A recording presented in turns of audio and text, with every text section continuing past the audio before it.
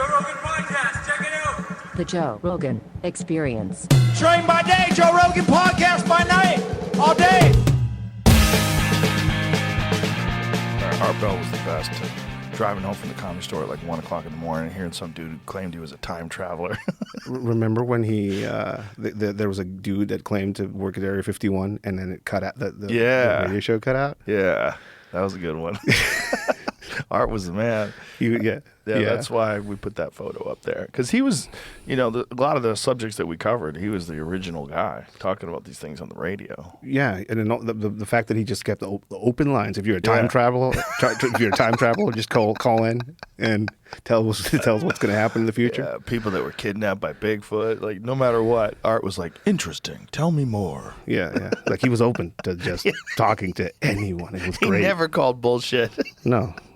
Oh, no. So, Ed, the last time I saw you, you gave me an Aztec death whistle, and Brian Callen blew it on the air, and it caused the pandemic. He was very good at it out of nowhere.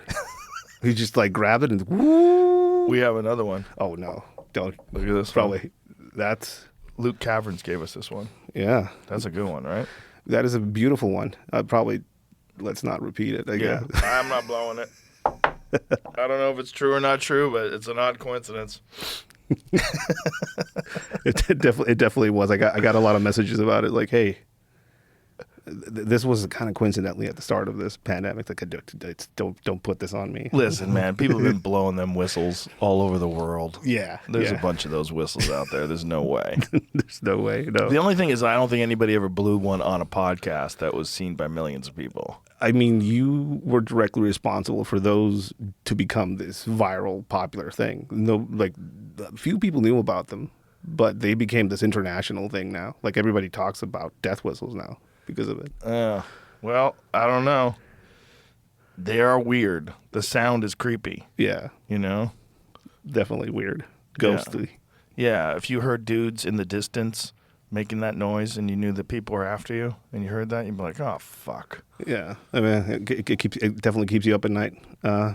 Seeing people do pranks with them, just screaming them at randomly in the middle of the night in the street, people running around. What is the origin of that? Like, Aztec death whistles, like, when did they start using them? Does anybody know? People keep finding them. I mean, Aztec is a modern word for Mexica, which were a bunch of tribes that moved from northern America down there, and they brought with them a lot of customs, but I think those were around before them. A lot of them emulated animals, so a lot of it was like shamanistic, people trying to imbue themselves with the spirit of an animal, so a lot of them, have jaguar sounds coming out. But some of the ones that with the scream, apparently they're more about the screeching owls that live down there. But they've been, like, people told me, native people down there have told me that they were very much specifically kind of utilized for psychological, like, effect. Just to fuck with people. Yeah, make them not sleep. During these flower wars where they would have with the Tlaxcaltecans, they had this agreement where they would go and try and capture people to bring back to the pyramid to sacrifice. And the way they would tire them is to blow those at night where they were encamped or where the places where they were about to attack. So they lose sleep with those. Like a few hundred of those just. Yeah, people can be really devious. Yeah, when they know how to mess with your head. Yeah. The Mexica, people glorify a lot of people from Mexico. Like, everybody's Aztec. You're probably not Aztec. You're probably some other tribe that didn't lose that initial conquest. Yeah, a lot of badass dudes have like Aztec tattoos on their back and stuff like that. But that's the losing side, though. the Spanish came and allied themselves with everybody that hated the Aztecs. Including like the Tlaxcaltecans, who were apparently like badasses. The Aztecs used to send tax collectors out to them, and apparently one of them didn't come back, according to one story. And the soldiers came over like, "Hey, where's our tax collector? Let's feed you before we talk about anything." So they fed them pozole. And at the end of the meal, they were like, "Well, you can take your people back with you." Where are they? You just ate them. They were in the stew. Oof. And those are the guys that the Spanish allied with fight against the Mexica. Jesus. The history of Mexico is so strange. I mean, it's so long and storied, and there's so many chapters of it that are very confusing because, like, where'd the Mayans go? Like, when they found the Aztec pyramids, people weren't even living in them. When the people that eventually wound up living in them, they found them. Teotihuacan, which they call it's basically the city of the gods, is what the Aztecs called them because it was abandoned when they went through. Which is nuts. Yeah, they were the Aztecs. In essence, were violent immigrants coming from the north into the south, which is pretty interesting foresight, you know. The city was abandoned completely, and when they passed through, it was the city of the gods. They called it Pyramid of the Sun and the Moon, but realistically, nobody knows what those pyramids are for. And when they made their way into the Valley of Mexico, there were already a bunch of tribes already there, and older peoples. So Mexico has an ancient history.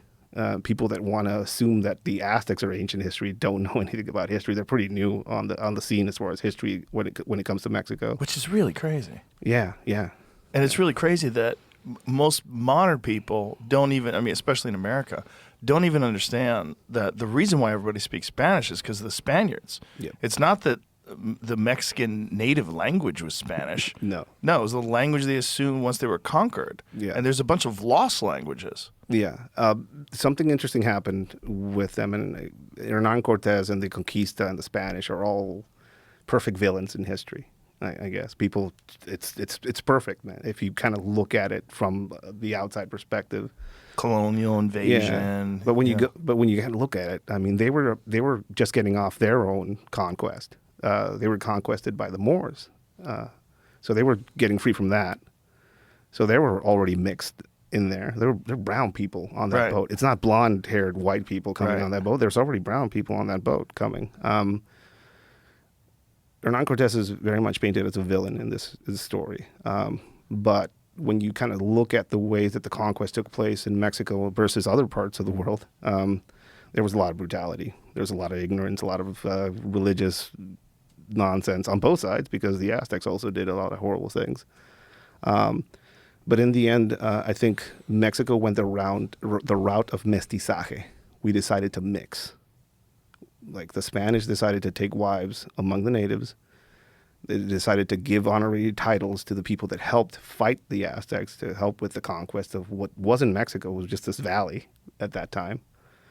And it gave birth to this culture, this mixed culture that very much hates parts of itself, which is a weird part of Mexican culture. Because you ask anybody in Mexico, a lot of people, and I went to Mexican school, so I got a lot of this education of how the evil Spanish came in and wiped out all of the natives, or most of the natives. When in reality, a lot of us in Mexico have mixed blood.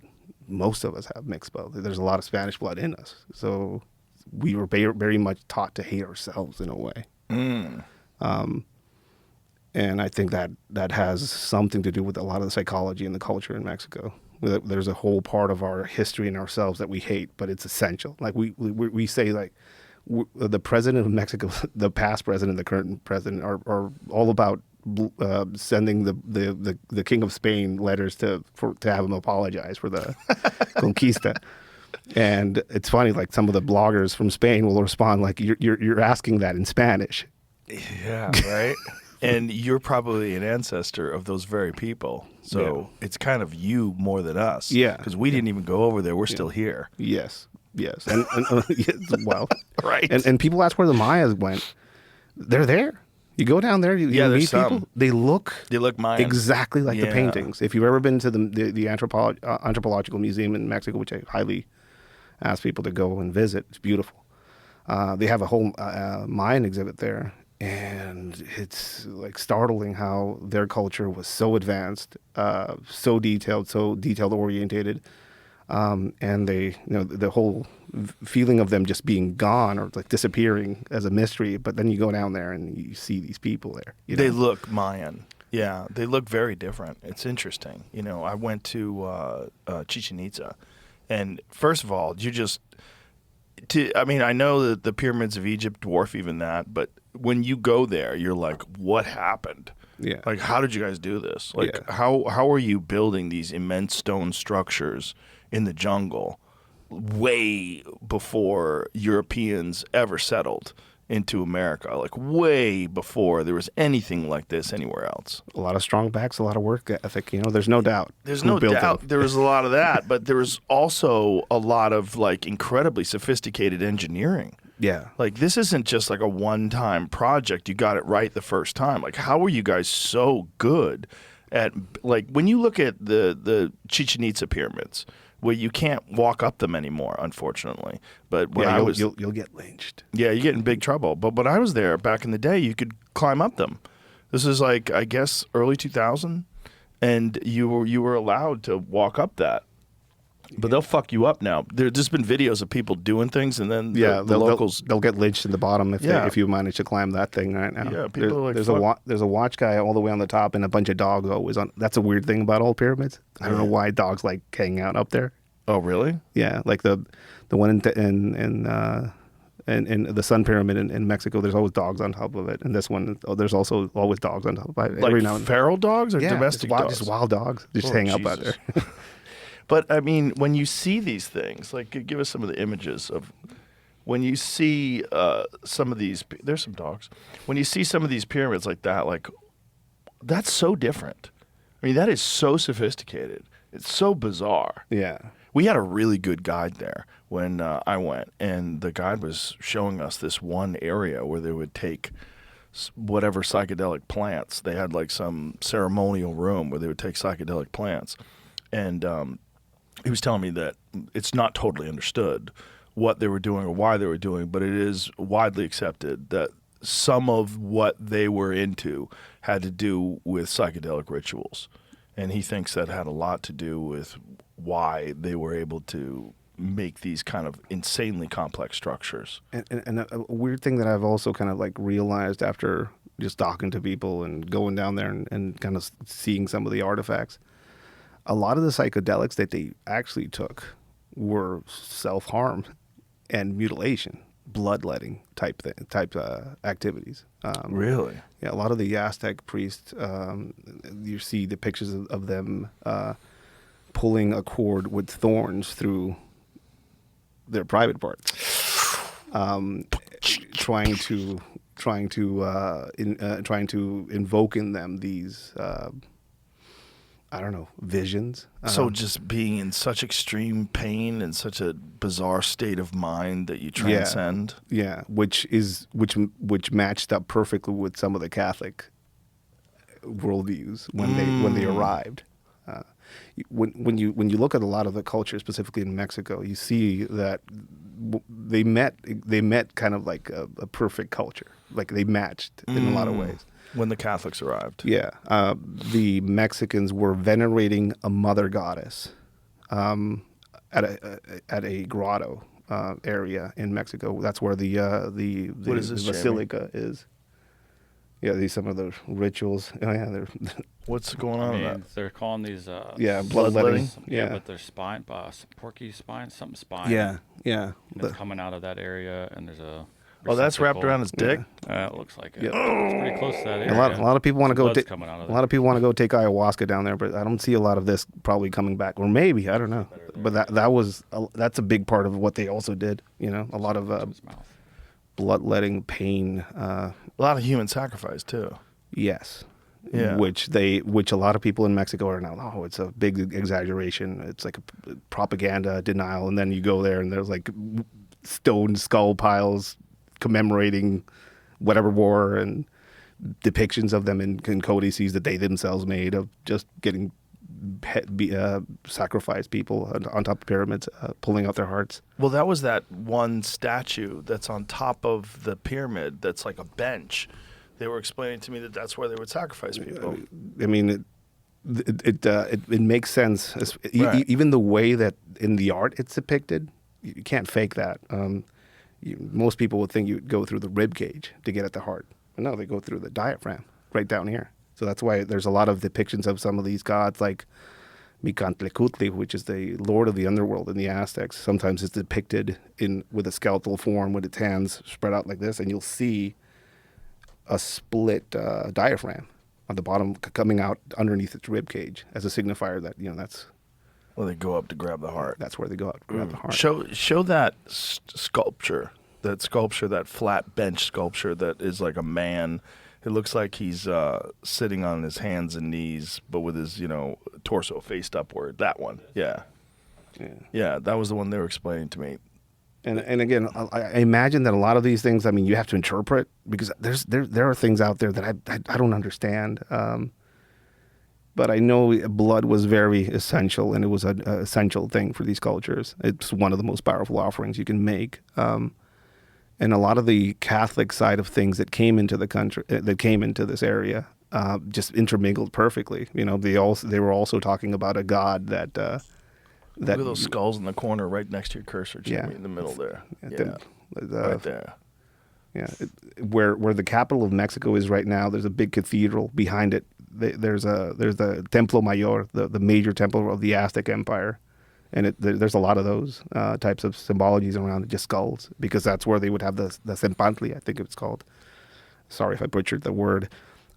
They would have these racks of skulls on top of the pyramids, on top of their central pyramid, kind of displaying all of the people that had gone, off it. And what was the story? Was it the completion of Tenochtitlan or one of the Aztec pyramids where they sacrificed 80,000 slaves? Yeah. Over whoever they had. Yeah, I've heard like numbers of 50,000. I have no idea how you would kind of figure out those numbers. Right. But you do get accounts of some of the Spanish conquistadors describing the smell that some of these pyramids had. Ugh. Which, if you've ever been to a kill house, like a slaughterhouse, it's a dark smell. Yeah, it's uncanny, and there's something about human tallow that I've also smelled, and blood that is very distinct. I mean, we're monkeys, and we probably have some genetic memory of what that smell is, and it makes us want to run, I guess. And they describe the smell on some of these pyramids when they finally got into the city. The city, don't get me wrong, the Aztec Empire, like these Spanish peasants coming off that boat were like awestruck of when they saw this city. Yeah. Like it had water coming into it. It had super complex. Cisterns, complex, just this structuring culture that was uncontested there. So when they got there, they were looking. And completely different than anything European. Yeah. So they came over here and they're like, what is going on in this part of the world? Yeah. What are you guys doing? Yeah. How do you have so much gold? Well, there was some gold. I mean, you hear these stories about the city of gold and stuff like that. There was gold there. But they valued other things. That wasn't their main central thing. So it was a kind of puzzle about why they were so interested in some of the golden regalia they had. But when the conquest kind of like finally kind of subsided, and the parties that lost were all being divided up, because that's what happened. The lords within this same culture became allies of the invading forces, and when they won, they were like, "You're now the title owner or the leader of this area, and here's the royal decree." What is this, Jamie? Oh yeah, sacrificial stone. Yeah, that's in the museum. 60,000 human sacrifice. Holy God! Yeah, you can see where the blood was channeled to drip down from that. I think this is. I'm not sure if this is the one, but there was one stone where they would tie somebody onto the stone, and he would fight several people until he finally died. It's like it's like a sacrifice like a fighting sacrifice. It was a different type of sacrifice they did.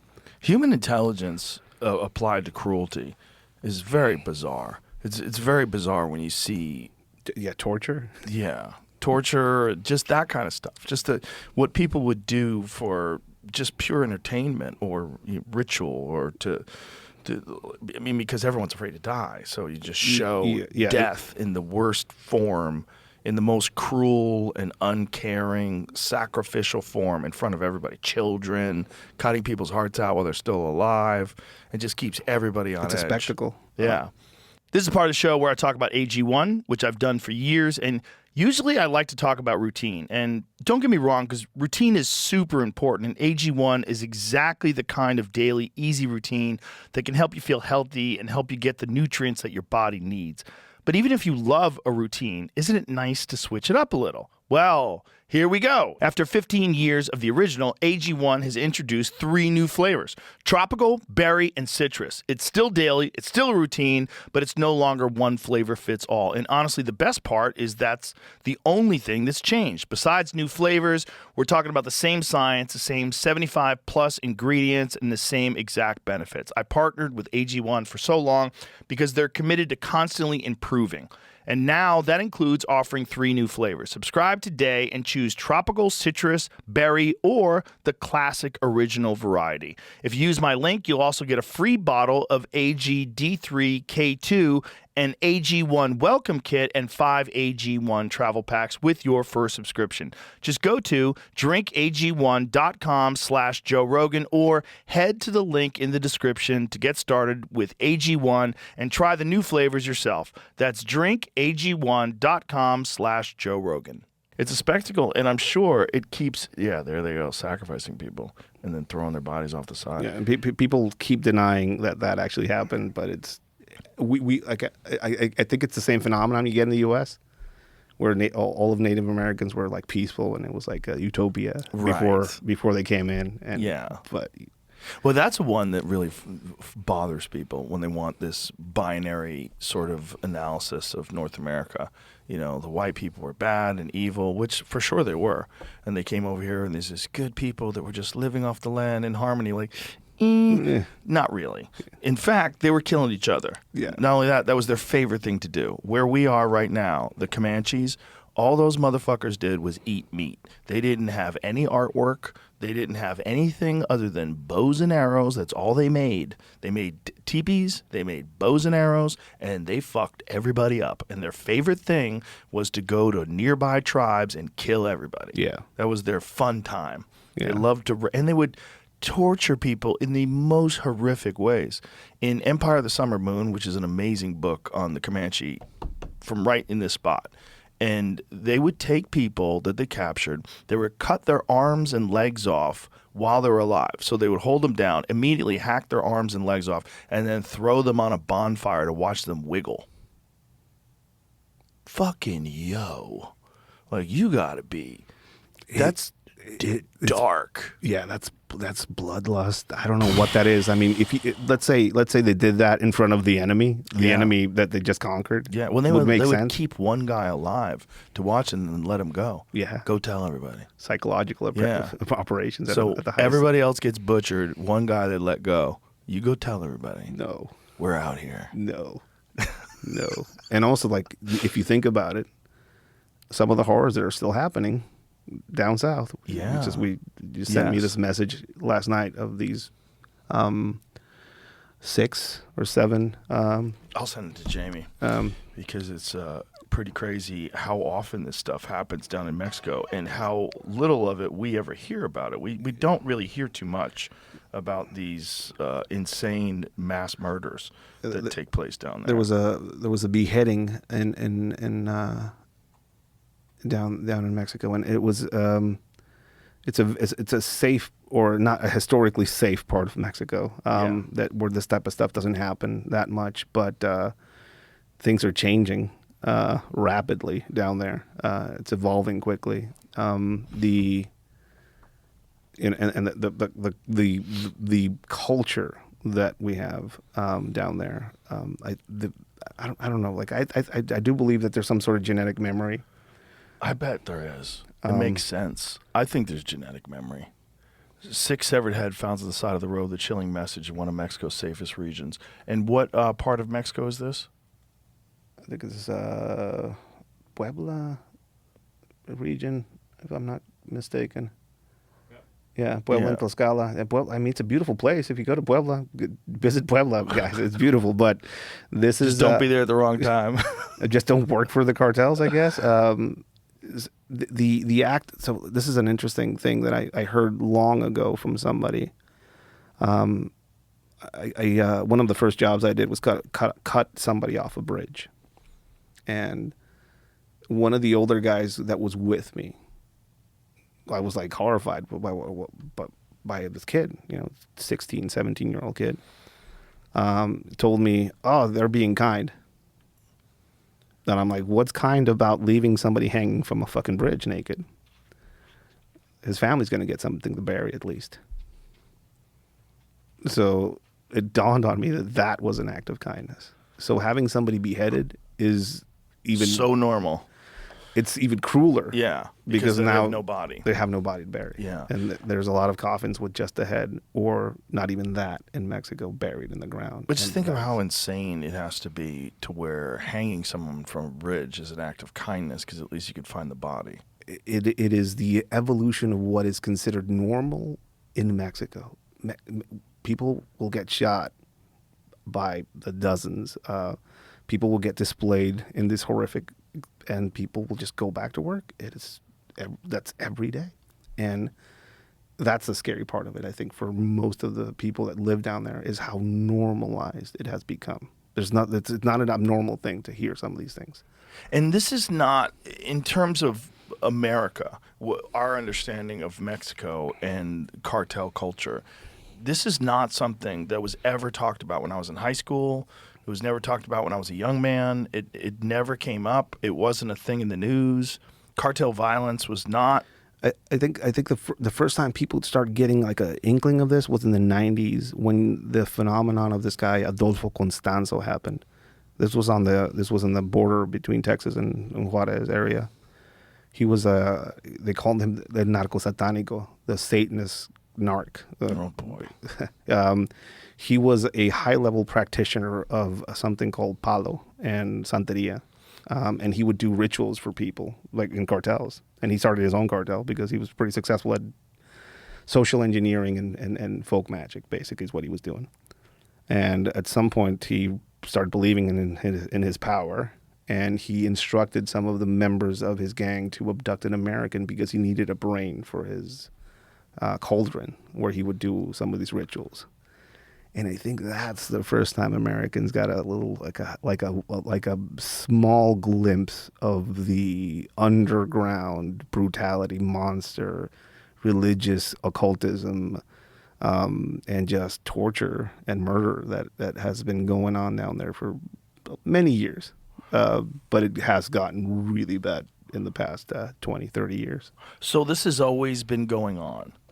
In a lot of ways, yes. Brutality in Mexico has been going on for a while. But cartel brutality? Like when did the cartels really start gaining power? I think the 70s and 80s is when we start seeing the formation of the first large organizations and federations that are working to produce and or to traffic substances through Mexico up into the United States. Was it originally cocaine? Marijuana. I think originally heroin actually was at the start or the initiation of a lot of this stuff. I think. And where were they getting the heroin? They were planting poppy in the Sierra for the war effort, apparently, for the Americans, because they were running out of shortage of morphine, so they needed a place to plant it. And that's one of the places where they kind of started like, oh, you can grow this here. And people start getting ideas. This is the Vietnam War? Yeah, around That's Vietnam, World War II era. That's when you start seeing the initiation of like people planting certain things. So 40s, 50s, 60s, somewhere around that. I'd say 50s, yeah. Wow. Well, it's like Vietnam itself is connected to heroin. Yeah. Because that's the dirty secret about why we were interested in that whole area of Vietnam, and that was a trafficking area. Yeah, the Golden Triangle. Yeah, and coincidentally, a lot of people got insanely rich somehow or another connected to that, but we had to be over there to stop communism or something. And it's an interesting point you bring up of Vietnam, because it has something to do, or elements of it remind you of Mexico. Mexico has been a place that has been ruled over by a single party for 80 years, if that, the PRI. And then it went through its democratic period, and now we have other parties coming into play. And now we have a ruling party all over Mexico called Morena, who is This is the party of the abrazos no balazos. That's how they started. Hugs not bullets against the cartels policy, which allowed them to grow. And also super effective. Hugs not bullets. But this is coming off a Mexico has liberals too, I guess. Yes, we do. Mexico's three things. Southern Mexico, that's rural Mexico. Central Mexico, that's where all the woke comes from. The capital of Mexico. That's where Mexico City. That's where all the gender pronouns get issued into law. That's where violence against women specifically and feminicide is now a new thing cataloged under the law. You can kill a dude, you're fine, but if you kill a woman, that's feminicide, which is way worse. So that's where a lot of that policy comes from. And then northern Mexico, where I'm from, that's where I guess conservative. That's where all the factories are. That's where all the people, the hardworking people, and people that kind of like go the other side of the politics that are woke. That used to be the case, but now Morena's all ruling all over the country, and a lot of the policies they're bringing with them are to the left. Mexico was very tired from the drug war that it had been going on for 20 years, that I was a part of for 12 of those years. They saw Felipe Calderon bring the military into this fight to fight the cartels and just kicking a giant beehive. He really didn't have a clue what he was about to kind of kick off. He had the idea that if you just put the military out, which are not corrupted, well, he thought they were not corrupted, and you militarized a lot of the policing going on around it, you can eliminate all these cartel members. Like, just this guy's gone, and we're going to just now secure this area and control. But it's been just basically gremlins, One gremlin will turn into 4 or 5. You cut one head off and it's a hydra. It's just a bunch of heads come out now. So Mexico has been going through that for a while. And then this president comes in, Manuel López Obrador, with this plan of like, we'll just leave them alone and they'll stop. Violence will stop because we'll stop fighting them. How'd that work? He has one of the most violent presidencies in history. He criticizes Calderon, who started this drug war, over his handling of it. He outmatches him from death during his administration. What we saw in his administration was the politicalization, and they were already in politics, but now they're really overt about it. Now cartels are like, they have their own candidates running for office. The mayor of a city and the police chief of the city, they're all cartel members. And the police force, they're all cartel members in parts of Mexico. Oh, boy. All of the political killings that happen in Mexico don't happen because there's a bunch of John F. Kennedys out there that are trying to change things, right? It's because that cartel is sponsoring that candidate. And this cartel is sponsoring that candidate, so I don't want your candidate to win, so I'm going to go shoot him. Well, there was some insane amount of murders during the last election. Wasn't it like 30-plus murders? See if you can find out how many murders there was. Yeah, that sounds about right. It is, again, these criminal organizations have politicized. They figured out that, how can we operate in this region without having too much issues? Right. Let's make the mayor our guy, right, and let's elect the governor. So we like to think that we're innocent over here, but how much different is it with what we do with pharmaceutical drug companies sponsoring people? Because they pay for people's campaigns, and those people get in with a specific understanding of what kind of laws you need to push through, what kind of mandates you need to make in terms of mandating the use of certain medications.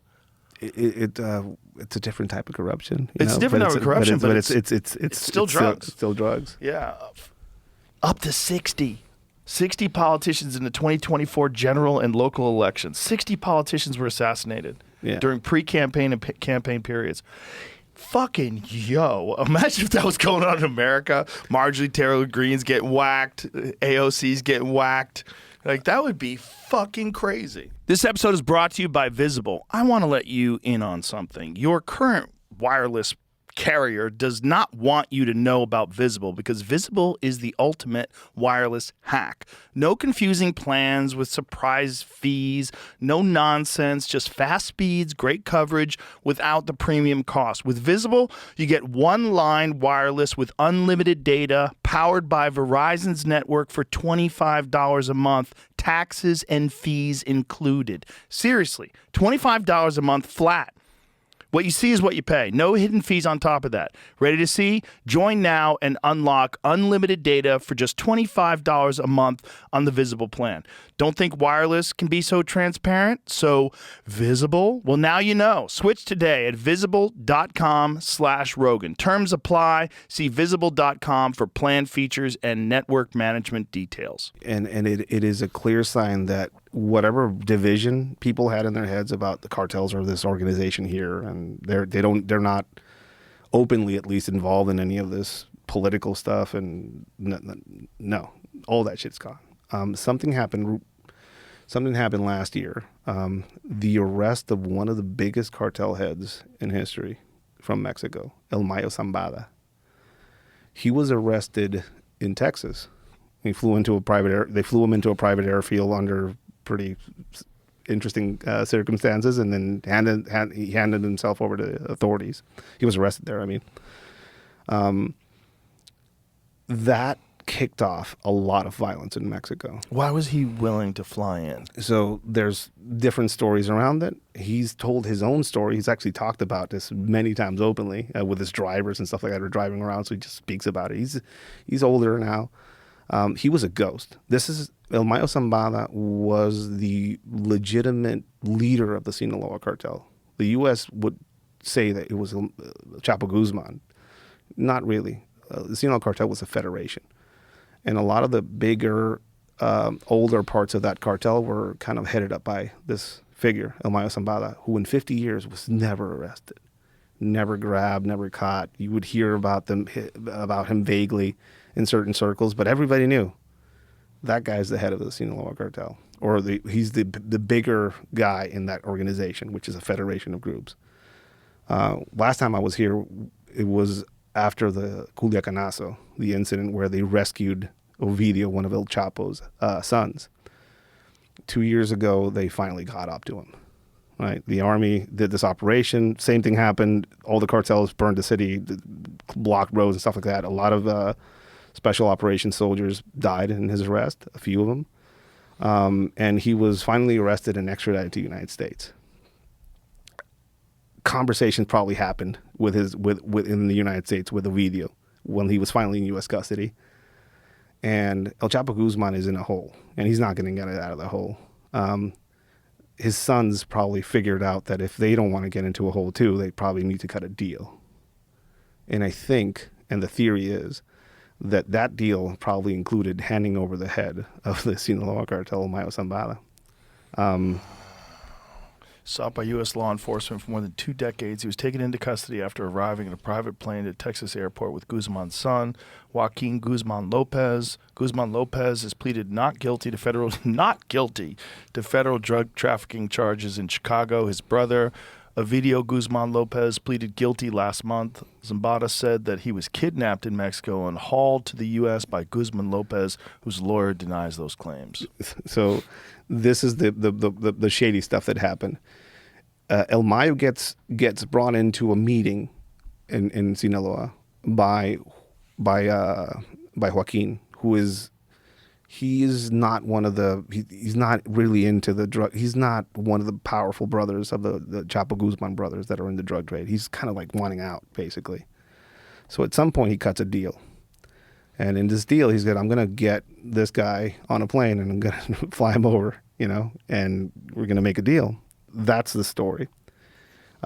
He has El Mayo come into a meeting between the governor of Sinaloa, which is known publicly. People know this. The governor of Sinaloa was going to be in the meeting with El Mayo Zambada, the head of Sinaloa cartel, who is a member of Morena, the current ruling party all over the country.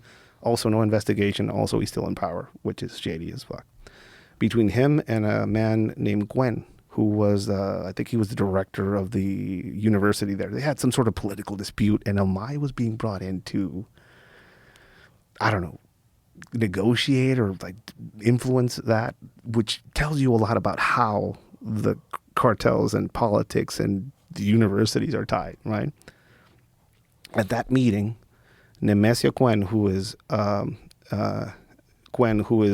friend of El Mayo, the guy who's the director of the university, gets killed. They shoot him. There's a video published of a gas station shootout where supposedly this man who was the director of the university gets killed, but it's fucking made up by the state prosecutor. You know, they're trying to make this shit go away. Meanwhile, all this stuff starts unraveling. Oh, they abducted El Mayo at that meeting, and that's why they killed this guy. We don't know, or at least I don't know if there's any specific confirmation that the governor of Sinaloa was there. But he said he went to the U.S. He was in the U.S. He wasn't there, but there's no travel logs of him being in the U.S. It's a shit show. They somehow overtake his bodyguards, El Mayo's bodyguards. They're gone. Nobody knows where they went. Probably dead somewhere. Got El Mayo on a plane and flew him into Texas. Homeland Security was apparently involved. FBI says that they may have been involved. But I was when last time I was here, I was talking about at some point we're going to see either a direct U.S. intervention or military action in Mexico that's going to kick off things. And I think that was it. Wow. After that happened, El Chapo Guzman's sons cut deals. 17 members of the Guzman family were secretly flown to Tijuana and crossed the border with suitcases and were put into FBI vans and Suitcases. yeah. They moved. They rescued their family members and they took them out of the country. So they're in the U.S. somewhere. Under some kind of protective Of custody? course. Yeah, of course. And if you want to talk about people that know everything, like all the ins and outs, El Mayo Zambada is one. He's the guy.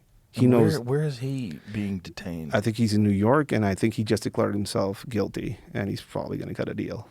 He's older. He's diabetic. He's not going to spend life in prison. El Chapo Guzman which is wild. When you think about how long he was running shit and how many people died and how many drugs got. He learned his tradecraft in L.A. Here it is. It's August 25th, so it's soon. A Brooklyn federal judge on Monday scheduled August 25th change of plea hearing for Zambada, longtime leader of Mexico's Sinaloa cartel. Development comes 2 weeks after federal prosecutors said they wouldn't seek the death penalty against him. There's a deal there, and I don't. They're gonna put him in the same prison as Ghislaine Maxwell. Yeah, I don't see him jogging, but yeah, probably Doing yoga. Porro.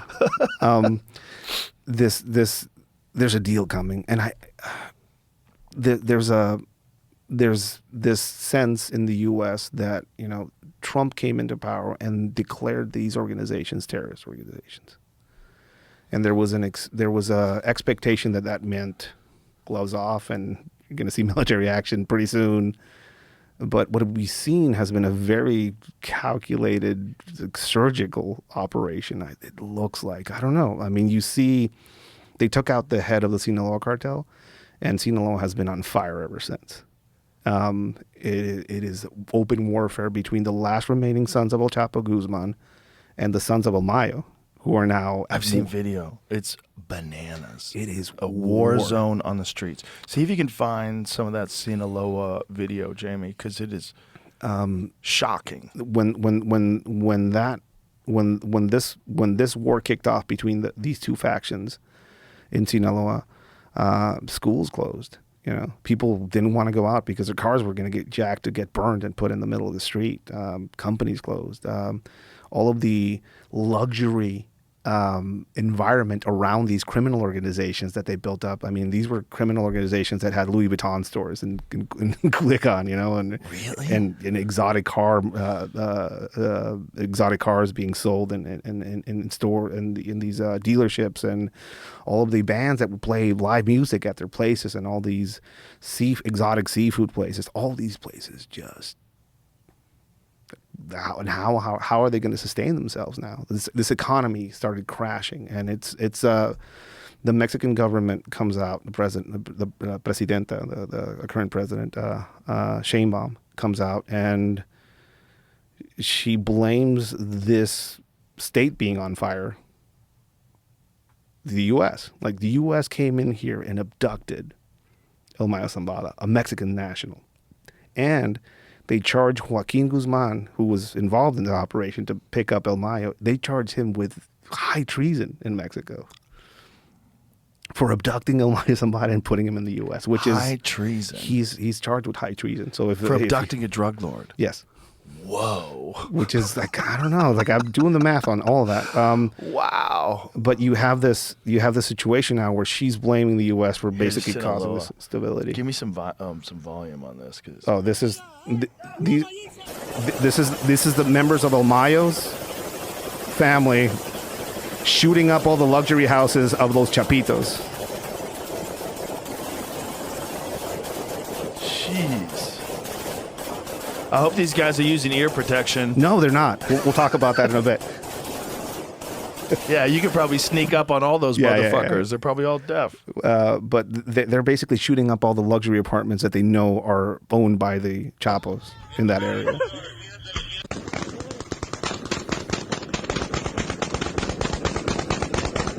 They love 100-round drum magazines in Mexico for some reason. That's a 50 cal with no hearing protection? Why? You don't need it. So how many of those guys are deaf? Oh, a lot of them have a severe hearing loss, and I recently went to Jalisco with a friend of mine he has a YouTube channel called The Connect, Johnny Mitchell. He talks to drug dealers and like people in that life. There's a friend of mine in Mexico, and he's basically the Mexican Sean Ryan. Agafe 423 is his handle, and he interviews like cartel members and people from that life. Oof. And do they wear masks or something? Yeah. We talked to a kid that was 6 months out of working with what is currently, I think, should be priority number one for the U.S., the New Generation Cartel. This militarized cartel out of Jalisco that has been, with this war going on between the Sinaloa factions, I mean, it's Christmas for them. When we went down there, he introduced us to this kid who was freshly off. He was involved in tank warfare on the borders between Jalisco and Zacatecas against Los Mayos, who you see there firing at these houses. Tanks. They're making their own tanks. If you get your truck stolen up here and probably gets driven to Mexico, they're going to make a tank out of it probably.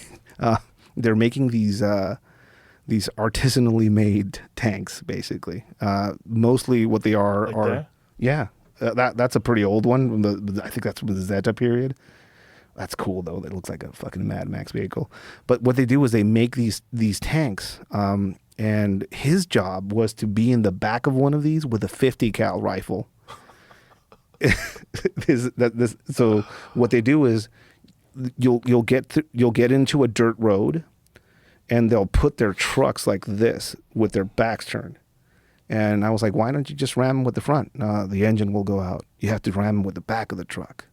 So they'll just go into like this destruction derby in the hills and shoot at each other until there's a clear winner is what they did. They do basically. And their main weapons are 50 caliber rifles. So they'll be in the back of the truck and they're like, now. And somebody's on the radio inside the cabin trying to call out what's going on. And they'll pop out and start. How come no one's figured out ear protection? They put bullets in their ears. I've seen that. They put like plastic things in their ears, but realistically, they don't get shit and they're expendable. That's why that's why there's no ear protection. Yeah, but you can get like a pair of Walker's game ears on Amazon. It's not that expensive. No, none of that is down there. This kid walked us through how he was all the way from his recruitment, through his training, through this tank warfare thing that they sent him on, and now into his life where he was like, why I laughed about your question about hearing protection is I was the first person that showed him what tinnitus was and what hearing loss was, because he kept like, "What did you say?" It's like, "Hey, dude, do you have hearing loss?" It's like, "No, like I just, like, dude, you have severe hearing loss from what you went through. This is probably." These are tanks going after each other. Yeah, this is, you'll see this in different. I mean, they're fighting over drug routes basically and territory. And Jesus Christ, they're so close to each other.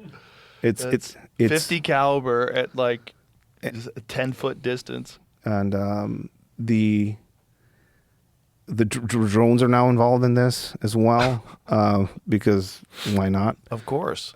So the way he was recruited is pretty interesting. He was an Uber driver. This kid, again, you will look at it, this kid, if you found him somewhere, just normal kid.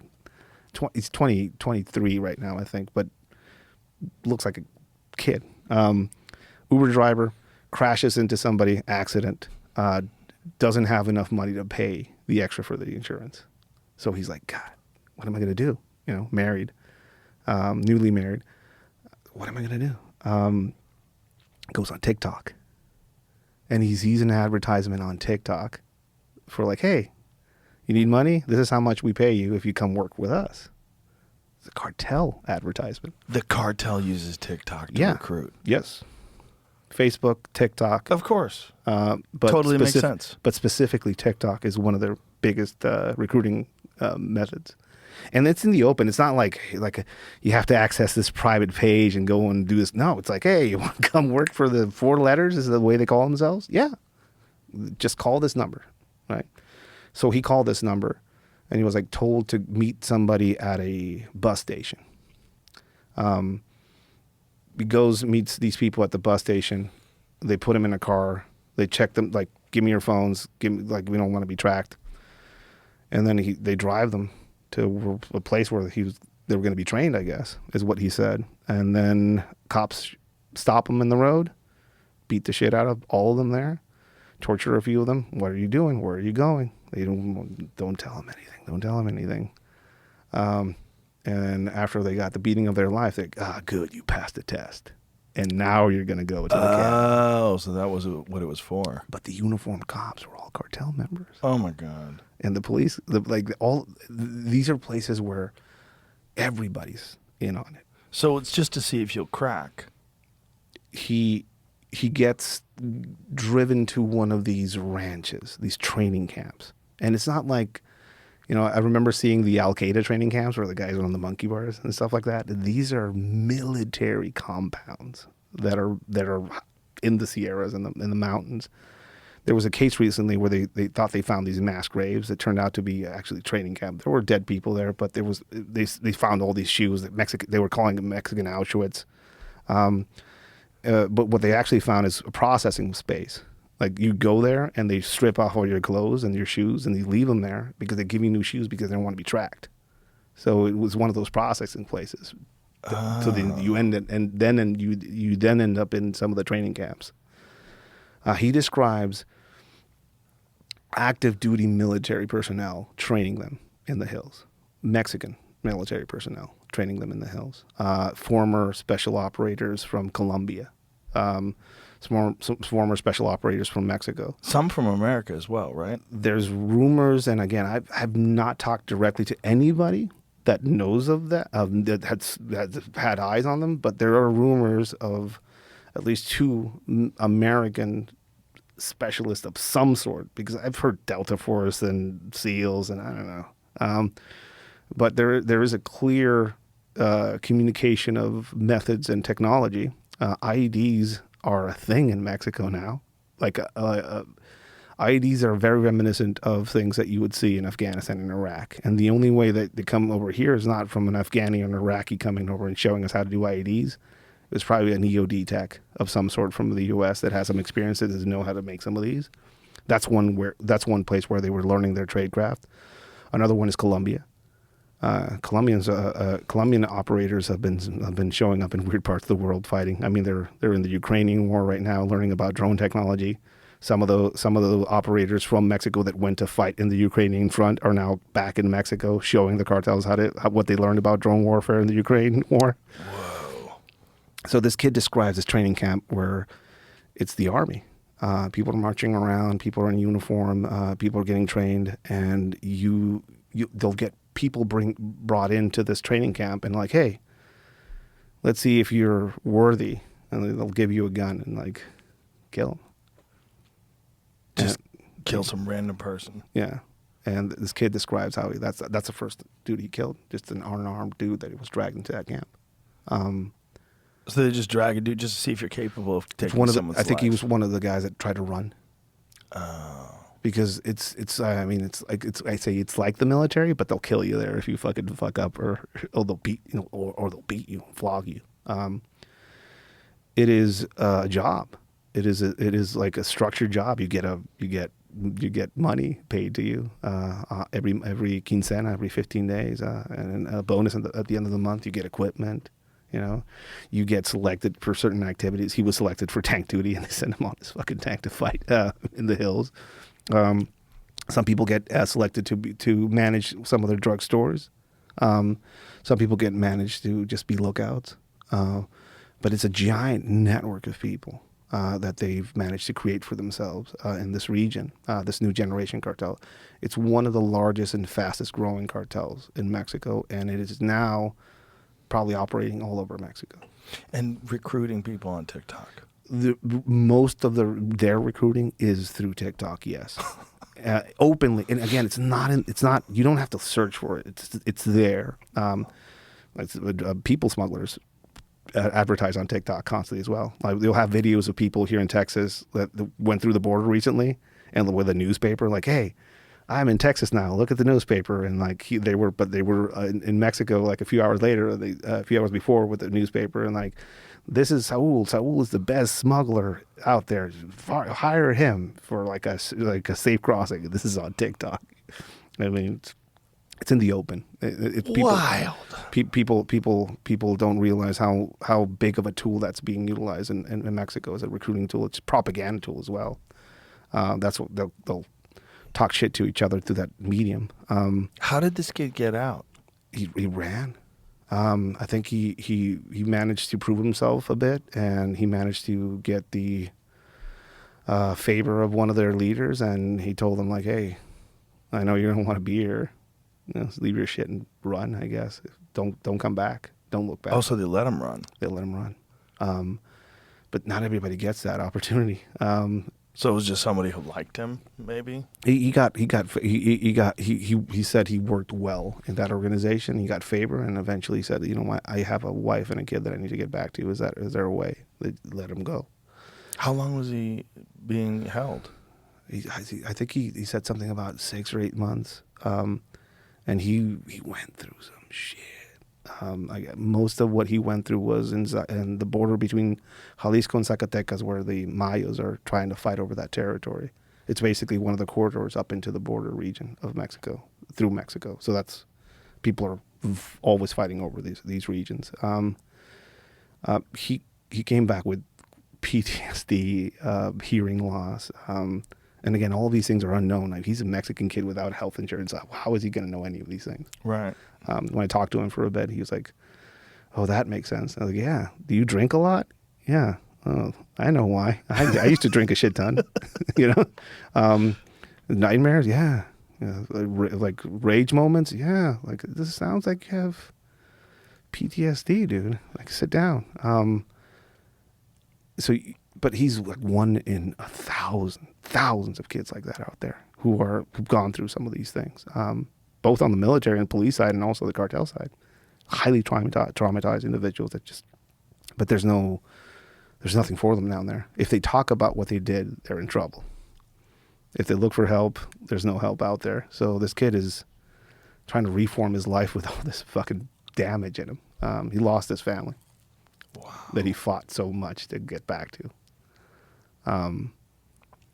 Which is, it's just one small story and tragedy but you go to Jalisco, and they have a roundabout there in Jalisco. It's Los Desaparecidos, where the missing are, and it's covered in posters of missing people in Guadalajara. It is like one of those zombie movies where they have all these all the missing people posters on them because zombie outbreak happened. It's like that, except it's people. Over 100,000 according to official numbers in Mexico as far as missing. Just gone. And that's another aspect of this war that people don't kind of like realize. The numbers are skewed, because there's no confirmed dead person for a number of the amount of people murdered if there's no body. And Mexico has become very good at getting rid of bodies, like cultures in Mexico. I was in Coahuila, working with a tactical group out there. They showed me. I mean, I'm always learning from people. Different regions have different ways of getting rid of bodies. Some just burn them, just throw fuel on them to see if they can burn. In this part of the country, Coahuila, which is on the east side of the country, they will heat up fuel drums with diesel inside of them, and diesel can get really hot without igniting, and that's where they put the bodies inside. Basically, boil them down to their essential essence, and there's nothing to find, is what they tell me with that process. You go to my hometown of Tijuana, that's where we had boiling cauldrons of diesel to dispose bodies. Yeah. And then you go to Tijuana, where I'm from, and then you got the phenomenon of a pozolero who would get rid of people with caustic soda, just a mixture of chemicals that you could find at a hardware store, and they would make people into pink slurry and just dump the pink slurry in a hole and just cover it up. So the numbers that we see as far as dead and missing, it's not a real number. It has to be bigger.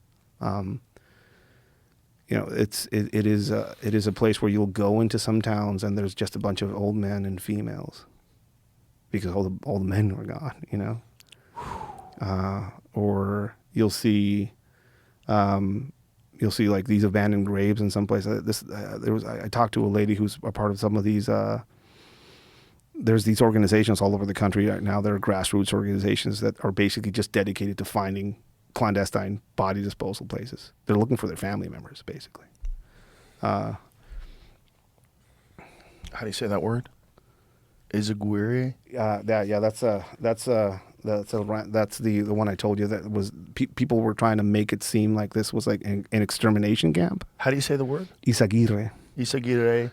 High concentrations of ash suggest the presence of clandestine crematoriums. Yeah, bodies were disposed of there, not at the volume of an Auschwitz level thing, but yeah, there were definitely people getting burned there. So they're just killing people all the time. Yeah, I mean, body disposal to a level where there's nothing left is something you do in a place where you're worried about the government catching you. But this is Guadalajara, this is Jalisco, this is new generation cartel territory. They're not worried about bodies being found. There's the forensic services in some of these places are like, here's some spent casings from this murder. Oh, thank you. Just throw them in this hill of the giant hill of casings that they have in this evidence locker, right? They're overwhelmed. There's no. Also, you can't solve any crimes. You're dead. 90% of all. Imagine murders. your job. If you do it well, you're dead. Yeah. Exactly. But you're not going to do it well. No, 90% of all murders in Mexico are never solved. 90. Maybe a bit over that. So it's you have this cartel now that is, you have El Mayo Zambada is gone. El Chapo's sons are cutting a deal. One of them apparently has made an alliance with the head of the new generation cartel, a man by El Mencho. His nickname is El Mencho. Nemesio Segueda Cervantes is his real name. Last time I was here, there was this almost 5 years ago. I was here. There were questions about if he was even alive or not. People thought he was like being kept alive as this folk figure because he's low key, very low key. He's not flashy. Everything's militarized. He's very good at his tradecraft. But recently, He's very much alive. He's very much exposed himself a few times. He was almost arrested recently, and the federal police apparently tipped off his security about the operation against him. It's the second time he was almost arrested. He's the biggest target right now in Mexico. We recently learned through the media of the Trump's authorization of utilizing military action in Latin America in general, all the way from Venezuela all the way up to Mexico. And you hear these rumblings of like, how is this military operation going to look like? Is this going to be an invasion? Are we going to see like a column of U.S. Marines driving down to Tijuana? We'll probably spend some time in Tijuana. It's probably not a good idea. Are we going to see like people, Delta Force guys showing up in Tijuana and Culiacan and going on a raid on their own without permission of the local authorities? What's this going to look like? I don't see a direct trust between Mexico and the United States anymore. There's issues there. The U.S. has realized that politics are compromised at high level in Mexico. Completely. With the example of the recent almost arrest of Nemesio Ceguera Cervantes El Mencho, you see that the federal forces are compromised as well. So, like, who do you trust as an American force that is trying to cut the stem of drugs into this country is kind of the excuse that they're utilizing for this designation. And then who do you trust down there? I posted. I'm friends with a bunch of dorks, and they're all looking at flight tracker and intelligence and stuff like that. And I'm a dork too. And one of them sent me this suspicious American drone flying over the state of Mexico in circles, and I posted it immediately. I think I was one of the first ones to post it online, and a press briefing happened almost immediately, and the head of public safety in Mexico, Omar Garcia Harfuch, said like, "Oh yeah, we asked for this drone to fly over this area." Who did you ask? This is not a military drone, but we asked for it to fly over this area. Which I don't think he knows what the fuck's going on. I don't know why. I don't think he knows why there's a drone flying out over a very specific part of Mexico. I don't know. It seemed like he didn't, or either he didn't want to reveal this drone, but there have been many times recently of drones just flying close to the border or over Mexico. They're clearly drawing an intelligence map of targets in Mexico. So something is coming, I think. Whoa. But what is it going to look like, though, is the question that people are asking. I don't know. Speaking to somebody like Gafe down in Mexico, he was a former member of the Special Operations. And I asked him, like, hey, what is the military going to do if the U.S. says, like, we're going in without your approval? He said, well, if you start fighting the cartels without approval of the Mexican government, you will turn criminal organizations into freedom fighters. And they're already integrated into the military in certain ways because some of them are working for them and some of them are working for us. So you will make the whole a cohesive force against you. Oh, boy. Which is an interesting theory, if that happens. That seems likely. It does. I mean, because there's like anti-U.S. sentiment already. It is. And then also the closing of the borders. And it's a perfect storm. I mean, Trump is divisive. And in Mexico, he has been turned into this very clear like enemy. Like, this is the enemy, specifically by politicians down there. He's pretty easy to just vilify. Like, it's his fault, Why is Sinaloa on fire? Maybe it's because you have a corrupt governor there who was clearly in cartel ties and stuff like that, who's part of your party, but you haven't figured out how to get him out of office. Maybe it's that. Or no, it's the U.S. because they abducted El Mayo. That's why that place is on fire. That's why they charge someone with treason. That's why they charge somebody with high treason, which is unheard of. But there you go. So, like, who are you going to trust in that realm? And so Mexico has pressed the U.S. is responsible for this, and they're kind of wiping their hands from it. And the U.S. keeps pointing their finger at high-level government, which is something, again, 5 years ago, I spoke about this on this podcast, and I got a lot of shit for it. I said, there's no way of going after cartels in Mexico without going after the government, because they're one and the same in a lot of places. And that was back then, and now it's even more clear as how tied they are. If nothing happens, if the United States doesn't do anything, how much bigger can the cartels get? This is the question. It's like, what is going to happen to just this entire country? If you have, and this is what that's why you have a lot of conflicts happening in routes that are leading towards the border. The Sinaloa cartel operated in a very old-fashioned way. You know, they wouldn't no cagas donde comas. It was their politics. Don't shit where you eat was their politics for a long time. You saw a change in this when the brutality aspect and how just shit changed in Mexico. There was an incident. Members of Los Arellano Felix cartel, the Tijuana cartel, were in a direct conflict with elements of El Chapo Guzman's organization. And they had a assassin. They had an assassin basically infiltrate the living circle of one of El Chapo's main guys, El Güero Palma.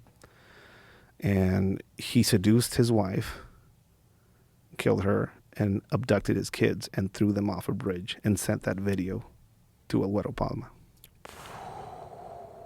And I think brutal shit had happened after that, before that, but I think that set off this.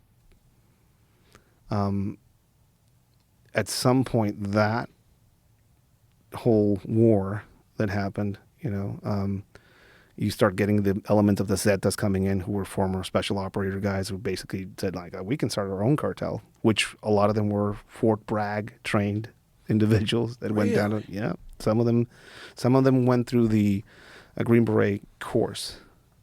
Foreign nationals go through that course a lot. So they went to the Green Beret course, and then they go back to Mexico, and then as soon as they get back to Mexico, like, oh, congratulations on your cool Green Beret and all this training. Come train our guys. Or come work for us.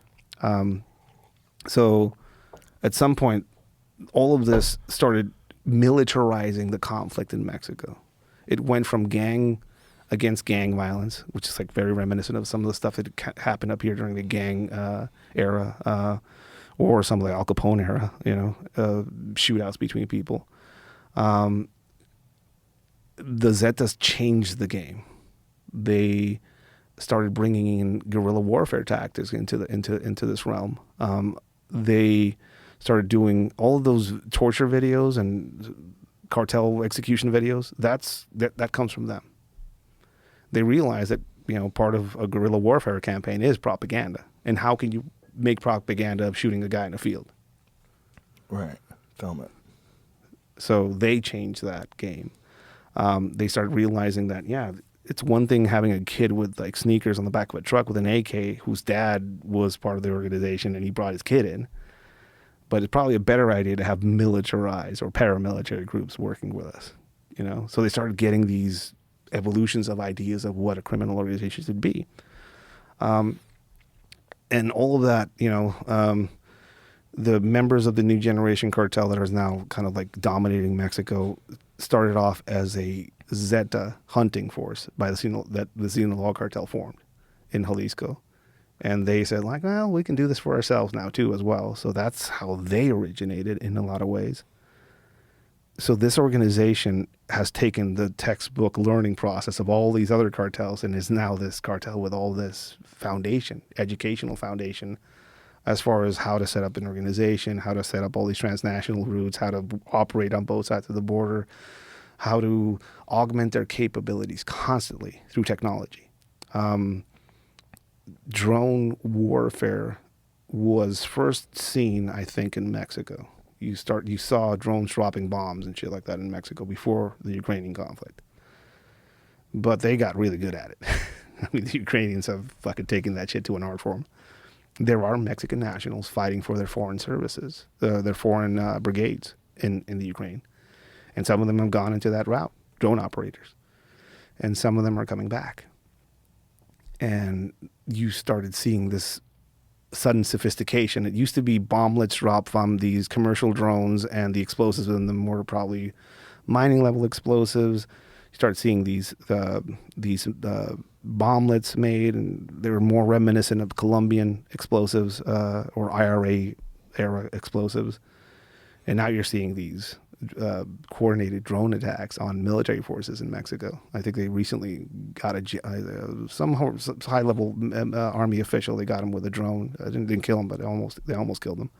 So we started seeing these drones now being operated as scouts. So you can't get close to them because these drones are in the sky. So now you're seeing drone cartels fighting against other cartel drones. So now we're seeing cartel guys with these futuristic anti-drone guns in the field. I've seen those things, yeah. They look like space guns, but on the hands of a cartel guy wearing like sandals, which is what the fuck's going on with these people?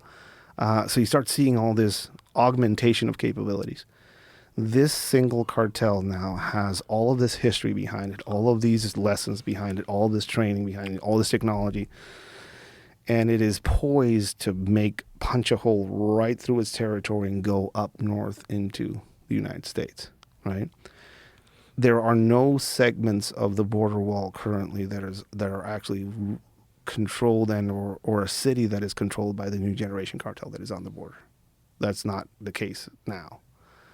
But there are places that are starting to maybe look like they're going that way. Tijuana being one of them, where I'm from. You start seeing the last remaining sons of El Chapo Guzman that are free. Archivaldo is the strongest one. And his faction of Los Chapitos, as what they call themselves, this past year announced that they had reached an alliance with this new cartel, this new generation cartel. So it's a cohesive force, and they had historical ties and a part of the border that they owned already that they inherited from their dad. So that nightmare scenario, having this cartel now having a clear doorway into the United States, it's pretty close if it's not there already. And how wild would it be if the border was still wide open? Because they've cut down on illegal immigrants by some high 90%. Yeah, it's way down. There's still crossings going on. Oh yeah, it's sure. It's really expensive. It's really expensive. You got to get that guy off TikTok. Yeah. There's a bunch of ways they do. I saw one where they were like, hey, they'll grab a portfolio full of copies of IDs, and like, oh, you look like this dude, and then they'll give you they'll say like, just get really drunk before you cross, and they'll pretend you're asleep. And they'll give you paperwork that looks like the dude, that looks like you. And that's how they cross some people. And it's a lot. It's very expensive, but that's how they cross you. Fast boats, there's a bunch of videos online, boats just arriving on the beach and just dudes jumping out. It's a classic and one. Running. And running. There's and once they're in. There's a shortage of those wave runners. There's a shortage of them in Mexico because they just buy them just to... Well, a short trip. I mean, if you get on one in Tijuana and you hop over to San Diego... Yeah. It's not that far. No, and they'll swarm it now. They'll do many of those boats. And if you were in TJ, you could see off the coast, there's a bunch of Navy ships now off the coast there. So which is a cause for alarm for a lot of Mexicans. When I say Mexicans view any sort of intervention by the United States with fear. Although they are also fearful of what happens if this is allowed to continue in Mexico, and they don't see any solutions from the government. So it seems like the opposite. It seems like it's going more and more towards the cartel. Yeah. So what would happen if the United States didn't infiltrate? If the United States didn't attack? If something didn't happen? If they just I think stepped away? I think we're already involved. This arrest of Mayo Zambada, this designation that allows a lot of things, safeties off type thing against Mexico, against some of these cartels. What's worrying in the eyes of Mexico and in the eyes of Mexicans, I guess, the fact that there was a promise of no negotiating with terrorists, or it's at least it's something that is assumed. You don't negotiate with terrorists. It's like a thing. But all of a sudden, one of these factions just made a deal, and now they're negotiating with them, and now all these people are crossing that border. Their family members are crossing that border, and now in the safety of the United States. The dude that the United States made a deal with is responsible for the death of a few special operators that were a part of his arrest. What are they going to tell their families of that loss and why they died? And also the piles of bodies that were around after both of his arrest attempts. So there's distrust on all sides. Mexicans don't trust the government to solve it because what's the deal with your president? What's her deal? Shane Mom? Woke, very to the left. A few guerrilla forces in Central America have come out and said that she was one of the resistance fighters with them. Jewish heritage. That's kind of odd. It is very odd for Mexico. Very loved by large segments of the population. What is there about it that she's loved? Like, what is it about her policies or what she represents? I think she's feeding off a lot of the love that they had for AMLO. AMLO was our Trump. That's the best way of describing him.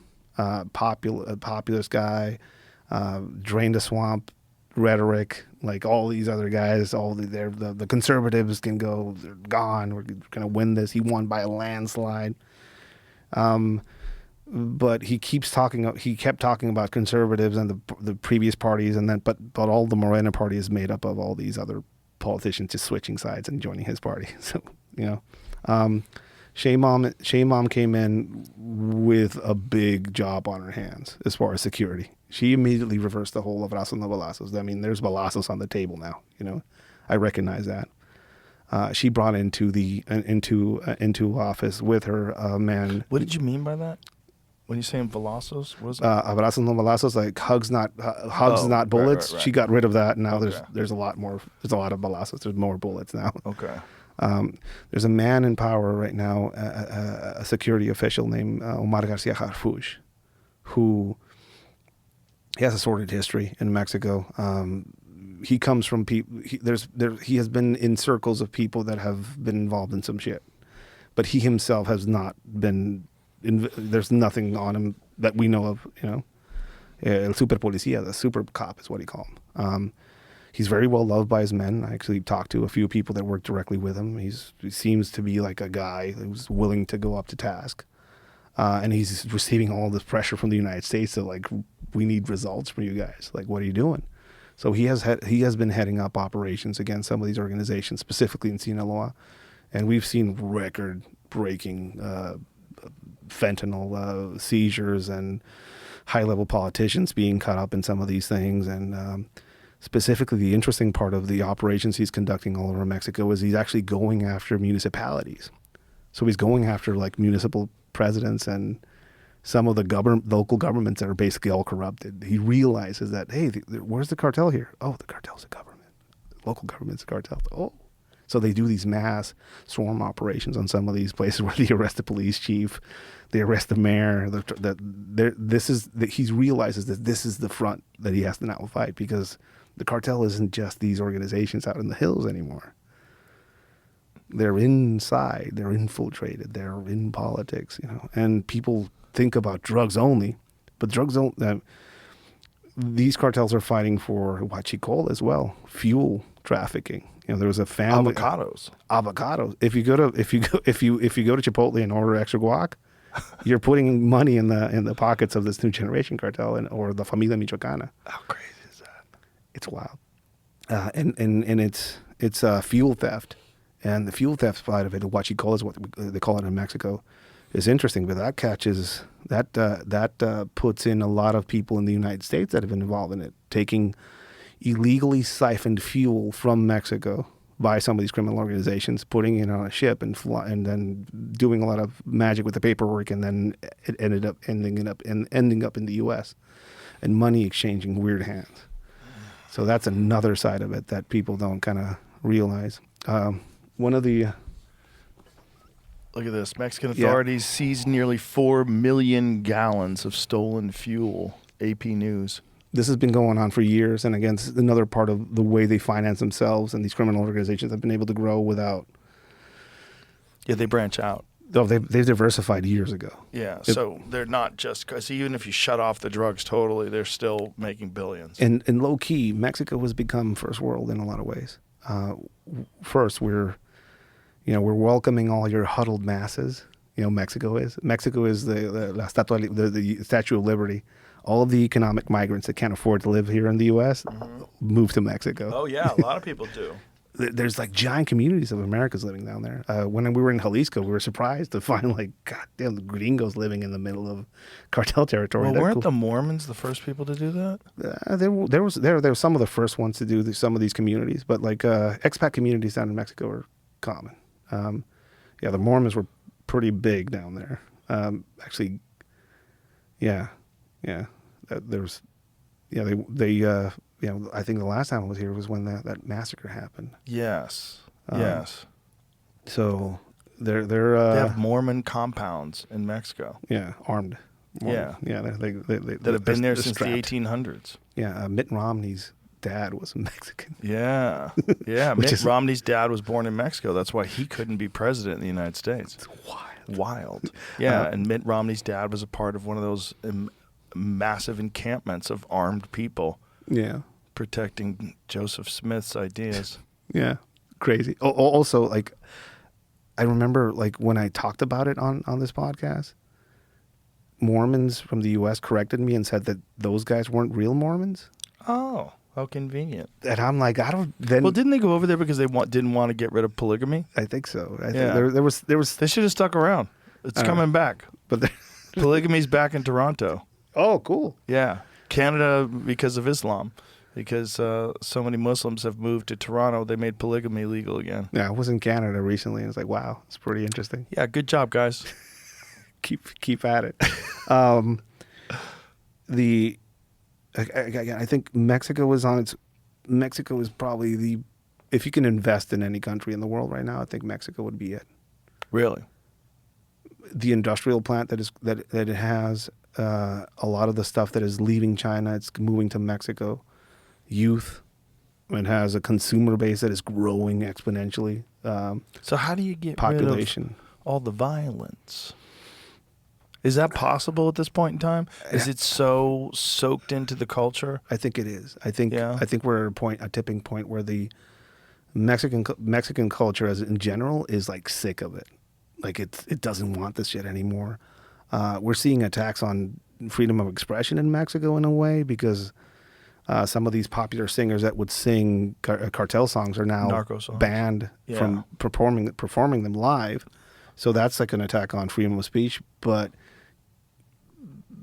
population is pretty cool with it, though. They're letting it slide. So it means that they're kind of like ready to give up shit. It became an issue in America, right? Where there was a popular singer that they wouldn't allow back into the country, and he had these huge sold-out arena shows. Yeah, I mean, I talked about how if you're going to attack these organizations, you have to attack all of these, or like just like you attack Al Qaeda, you attack who finances them, and a lot of these organizations were basically utilizing some of these popular singers to launder money or to gain influence in the U.S. or to sing about their exploits. They would pay them to sing about their exploits. So when this designation came down, it was clear that some of these guys were on the chopping block.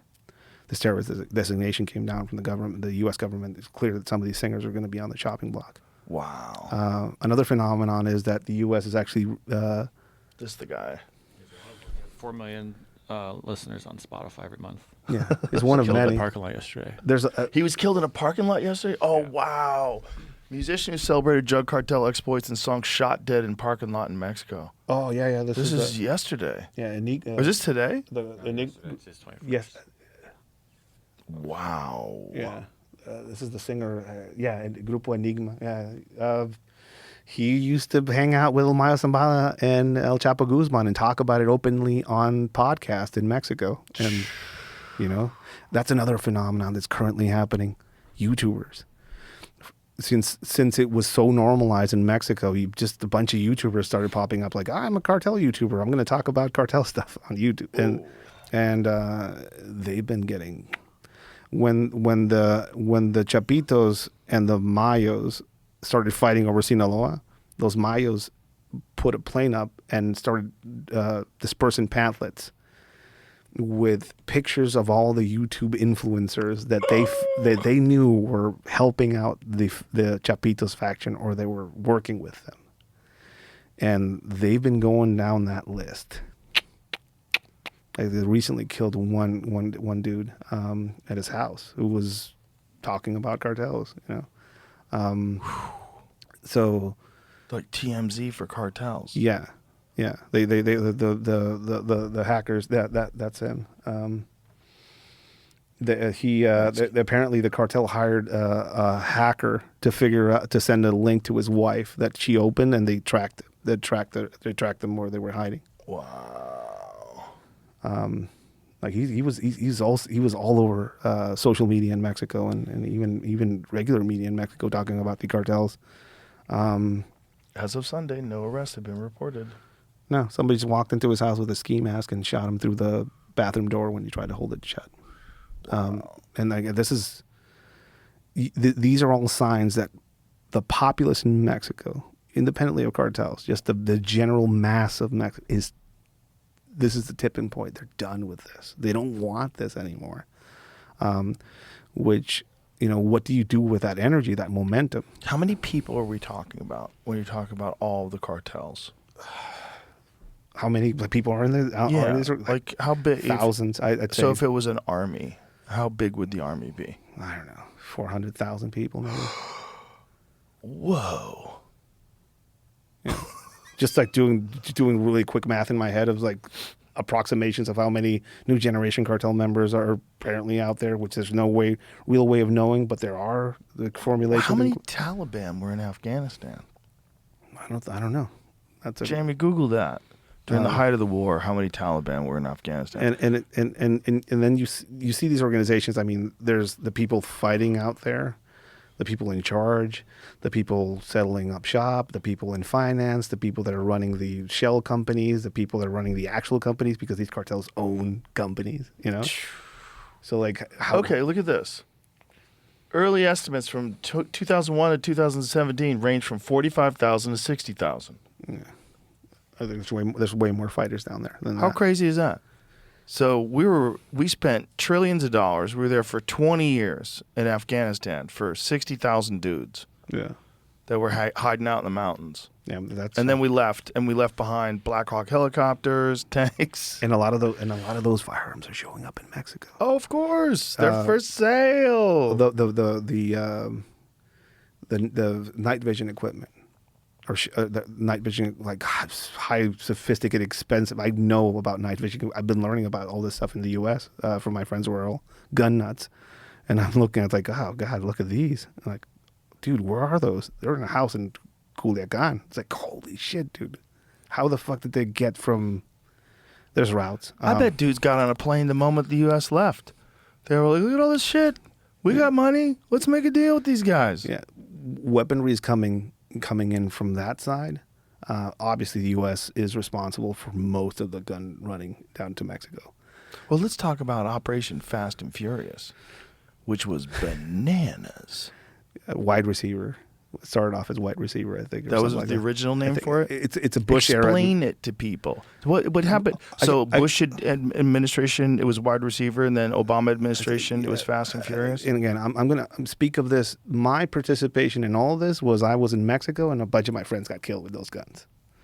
Wow.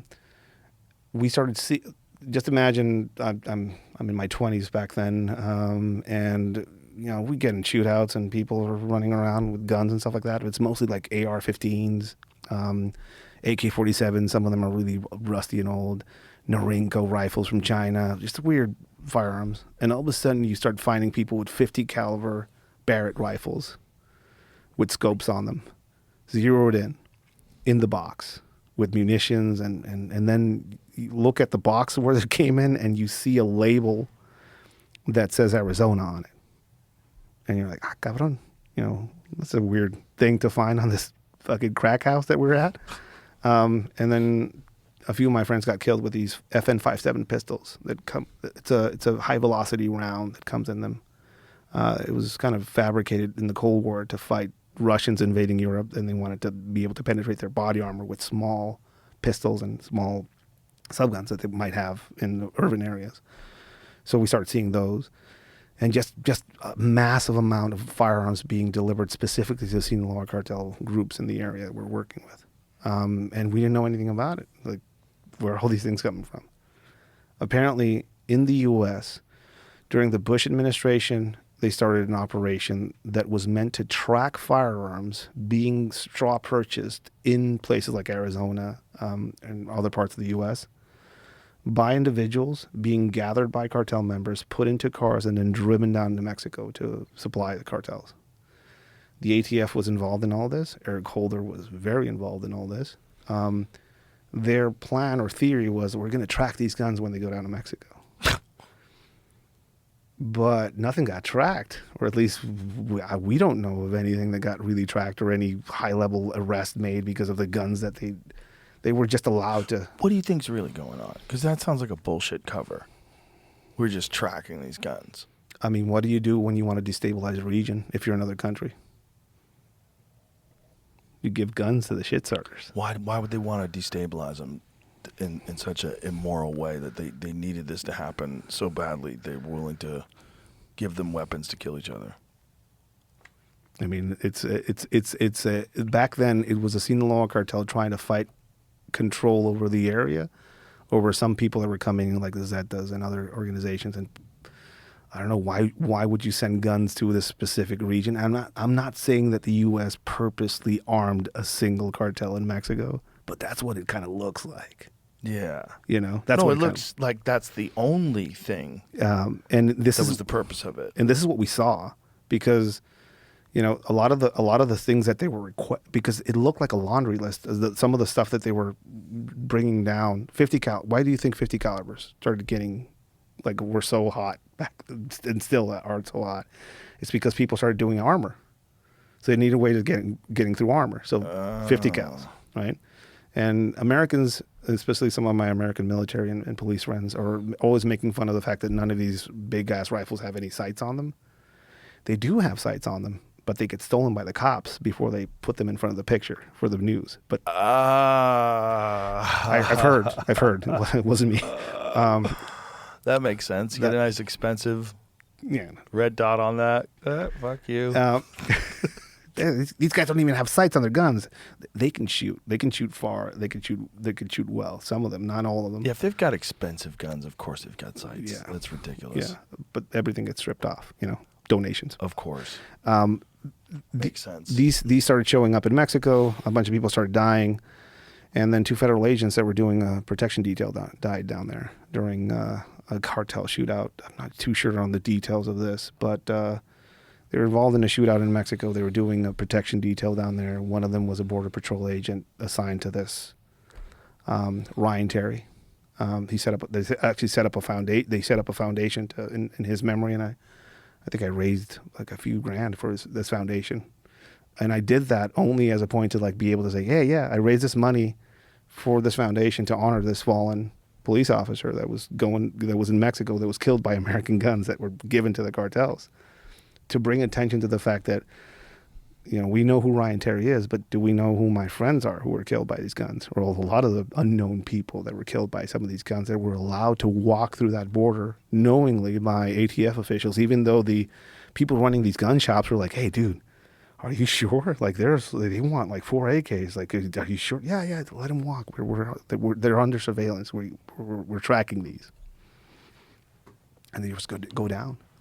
So if you had to imagine, no one's saying this is true, but if you had to imagine what kind of a deal would be made where you would guarantee the shipment of weapons from the United States into Mexico by the federal government, for what purpose? To destabilize? Destabilize, support a specific faction. Right, but that's the question. Why them?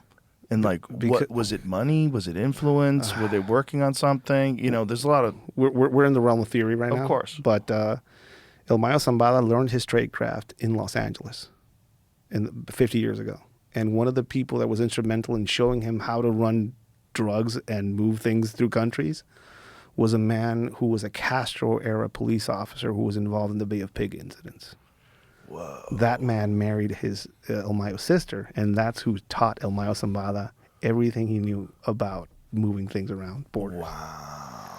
So I'm not going to say the CIA, but Oh my God. Well, you know, I've had Freeway Ricky Ross on the podcast multiple times.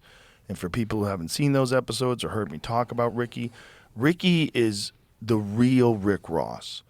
Like Rick Ross, the rapper, that's not his name. He named himself Rick Ross because Freeway Ricky was a legend. He was a legend in Los Angeles.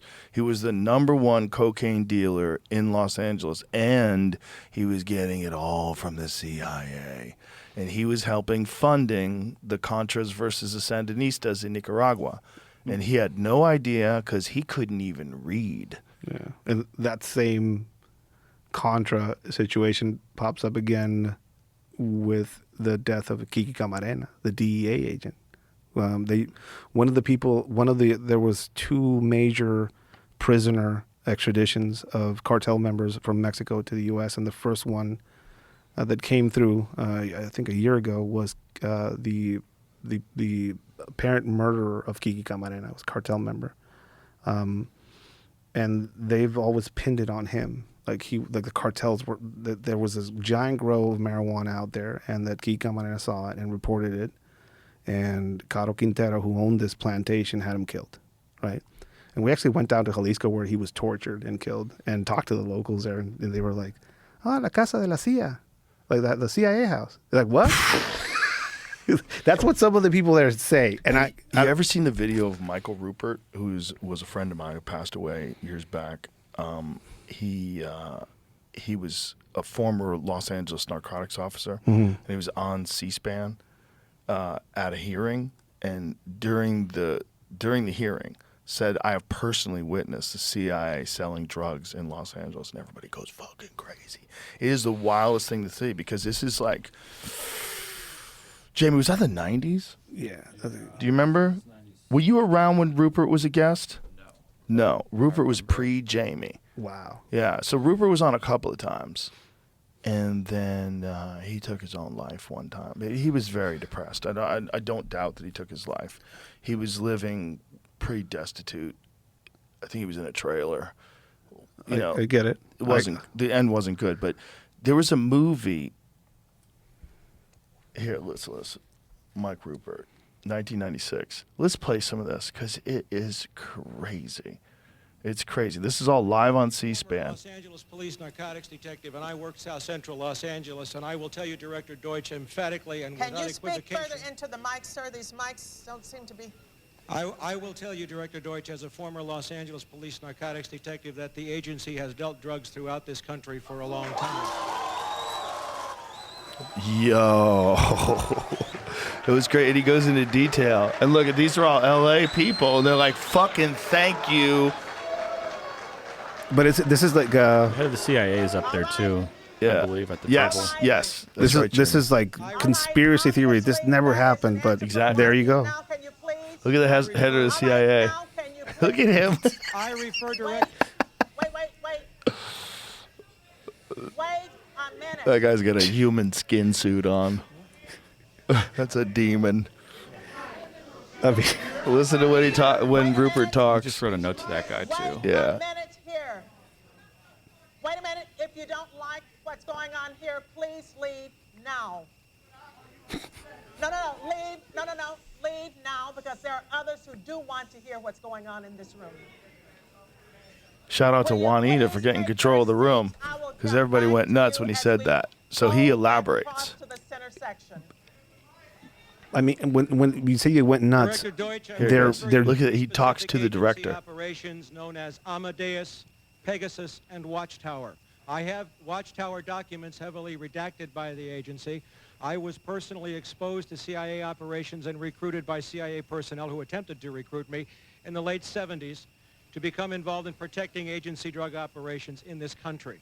I have been trying to get this out for 18 years, and I have the evidence. My question for you is very specific, sir.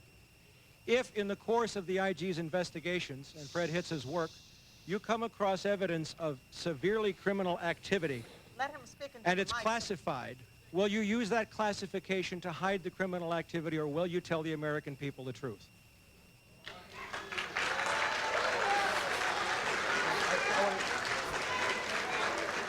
He's like, should I handle this? They're going to activate the bomb in his head right there. All right, you want to hear the response first from Congressman Julian Dixon and then from the director. Yeah, he's like, I don't want to talk. Wait a minute. From York, I'm sorry, sir.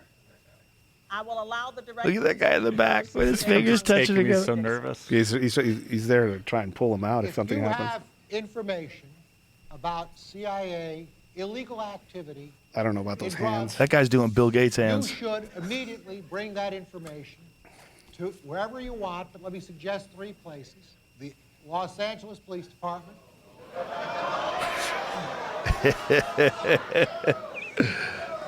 Please.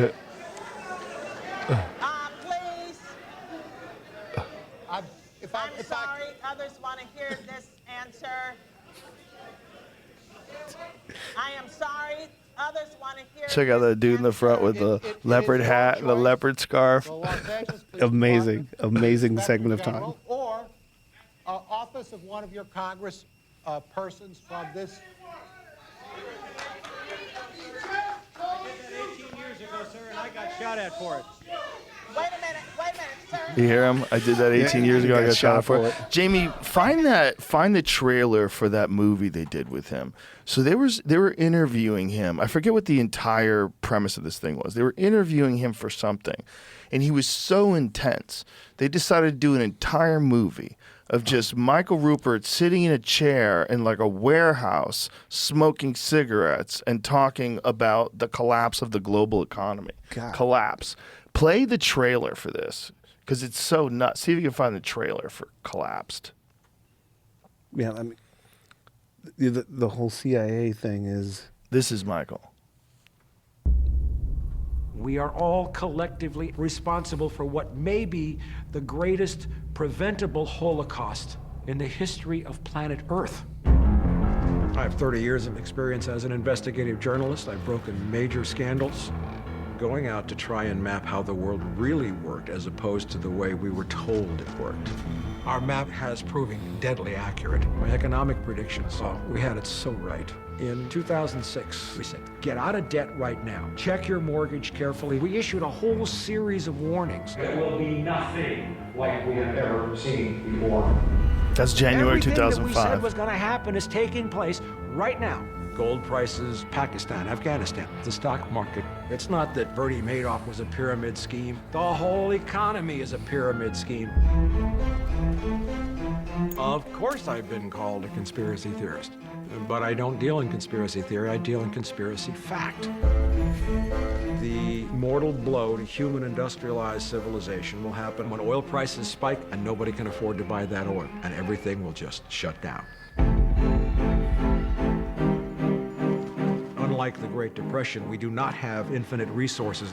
Nothing grows forever. There is a cycle: birth, growth, maturation, decline, and death. Cars don't run. The mail stops getting delivered. Planes don't fly. Law enforcement stops working. This is all part of the collapse. If you're in a camp and a bear attacks, you don't have to be faster than the bear. You only have to be faster than the slowest camper. The challenge being faced by the human race now is either evolve or perish, grow up or die. You have to believe, not hope, not pray that there's a way out of it, and you're going to find it. The whole documentary, just this dude sitting there freaking you out. It's like Mexico's UFOs are. It's always been like Mexico's Bigfoot is CIA. Like there have been Manuel Buendía, I think he was a writer in the 60s, 70s. He would talk about the CIA and he got shot. Recently, in the past 10 years, a bunch of CIA documents have come out of Mexican presidents being on the payroll by the CIA. From all the Cold War era presidents were like CIA agents on the payroll. So Mexico has this vision of the CIA and the U.S.'s responsibility for some of the things that are going on down there that's very different than the U.S.'s perception of responsibilities. It's probably more accurate. I mean, it's direct. It was shocking to me when we were there at Kiki coming in, the house where he was kept and I think tortured and finally killed, that the people around there that have lived there when it happened, some of them would call that the CIA house. So that was a weird thing and maybe they've been kind of like polluted by all the stuff they've been looking at or seeing after that happened, or maybe they're just being accurate. Let's say this in the realm of theory. You have the United States dealing with Mexico, and 9/11 happens, and then you're worried about things going through the border like a nuke. You're paranoid. Do you entrust the Mexican government to keep that border safe and tell you if anything goes through that border? Or you talk to the cartels that actually own that border? Who do you talk to? You have to talk to the cartels. So I think there's always been a backdoor channel of communication there going on, or direct communication going on of some sort. Which only makes sense. Yeah. And also makes... I wonder how much of an influence it has in our drug laws. Because sensible drug laws would treat all drugs the same way we treat alcohol. Yeah. Sensible, because alcohol's a drug, and we know that when we had a prohibition, which lasted for how many years? Like 13 years in this country? It did nothing but prop up organized crime. Yeah. And last time I came here, I was on my way to becoming alcohol sober. So alcohol is a very dangerous drug. You can kill yourself with it very easily. You could buy a bottle that will kill you. Yep. And nobody's in any gonna say, store. Any store. Yeah. I had to lock myself in a fucking ranch. I did it old school. Just fucking lock How long did it take? My whole life. It's going to take, I think. I'm always going to be, I like to think about it, sometimes. But I've been sober for about 4 years now. Congratulations. Thank you. That's awesome. But it's hard to do. It is not easy. Yeah. I don't have the addiction gene, the physical addiction gene. I don't know why. But like even I chew on these nicotine pouches all the time. Yeah. I went on vacation and I said, no nicotine. Let's see what happens. For 5 days, I was fine. Nothing. Coffee. I said, I'm going to quit coffee. I quit coffee for 5 days. I'm like, no weirdness. Yeah. I think for me it was medication. When I got out of work, I had loads of PTSD the first time I was on the podcast, and we talked a little bit about it. And then afterwards, you like gave me some names of some people that I should talk to, and I did. I went out and looked out for help. Eventually, I just got sober, but it's insane to me how differently alcohol gets treated versus all other substances. Well, it's one of the only ones that if you get off it too quick, you'll die. Yes, which I did. Did you get real close to that? I had to. I started feeling my heart do shit. Oh, did you think, well, I'll just have a little drinky poo and get back on track and do this slowly, a slow drip? When I left the studio the last time, you're still in LA. My marriage ended around that same time, and I had a few things going on. PTSD and trying to figure things out and drinking myself to sleep every third day because it's the only way I can go through a dreamless night was unsustainable. So my life was falling apart and I had to do something. I had a friend who owns a big ranch and he had a cabin that I could stay in. He said, hey, you can stay here. How long did it take to... I got there and I didn't want to feel like a freeloader, so I got there and I gave them, they had a little small community school there for the kids, so I brought a TV and like DVDs and like gave them all this stuff. That's awesome. Like, okay, stay here. He stood me in front of everybody and said, this guy's an alcoholic. If I catch anybody giving him alcohol, or if you see him giving him alcohol, you're out. Embarrassed me. Like I felt like shit. But it gave me what I needed. Third night. Shakes and sweats. Yeah. Just wild dreams. I think I pissed myself, but it was just sweat. Then I started getting like heart, chest pains and shit like that going on, and I think it took me about 2 weeks, I think, to really like be, on the level. It's don't do it that way. It's a stupid way of doing it. You'll almost die. Eventually, I got. Some people do, right? Yeah. I think that's how Amy Winehouse died. Yes, that's probably yeah. That's what isn't that the case, Jamie? Don't they think that Amy Winehouse died from complications of alcoholism, of trying to get sober? Yeah, it is. You feel it. Whatever people often say, like I feel like I'm dying. Like no, that feels like you're dying. Like somebody's sitting on your chest, and you can't get up, and also your brain is screaming for something that it can't get. Right. I Alcohol poisoning after binge drinking following a period of abstinence. Oh, even worse. Ugh. Eventually I started speaking about it. Like I was embarrassed about it. I started writing about it and publishing on my Instagram account, just like my experience with it. And I got a lot of help from a lot of people. Did you ever do Ibogaine? Yeah. It did things. It opened up a few cans of worms of the past in me. But it helped. That's the one thing that I hear over and over again for people that do suffer from PTSD and people that do suffer from addiction. Yeah, Ibogaine's the one. It's like a weird It's like you've avoided these very specific things for decades, and now there's no way of avoiding them, and they're there, and it's like, I don't know. I don't want to. It led me on a path, and it specifically opened up a bunch of doors for me in the realm of, I'm the cartel guy. Like I used to do this, and that's what I do when I train people on that. But then I'm a guy going through alcohol sobriety in public. I had Randy Blythe, the lead singer of Lamb of God, reach out of nowhere. This random guy that I used to listen to when I was working, my headphones. He's like, "Hey, Ed, I hear you speaking about your sobriety. Like, if you need, do you have a sponsor?" It's like, I never went to AA. I just fucking locked myself in a room. You're stupid for doing that. But he like, I'll be your sponsor. Oh wow! So he started. How fucking cool is that? What a sponsor! He is. I don't know. He's an amazing guy. That's who I call when I'm close. But yes, it is insane to think about the fact that a bottle of liquor you can buy at the store will kill you. All you have to show is your ID. Well, it's the problem of addiction.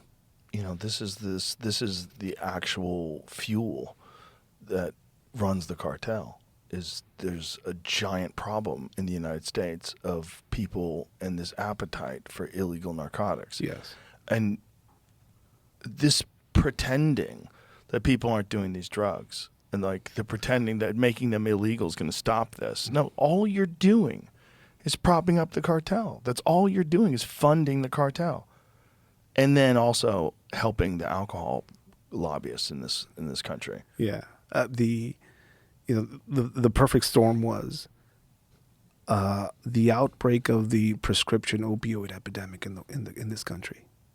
That was like this initiation of what later turned into like, oh, well, this is off the table now because we passed all these laws and didn't put some people in jail that should be in prison, some families that I don't know how they're free. Yeah.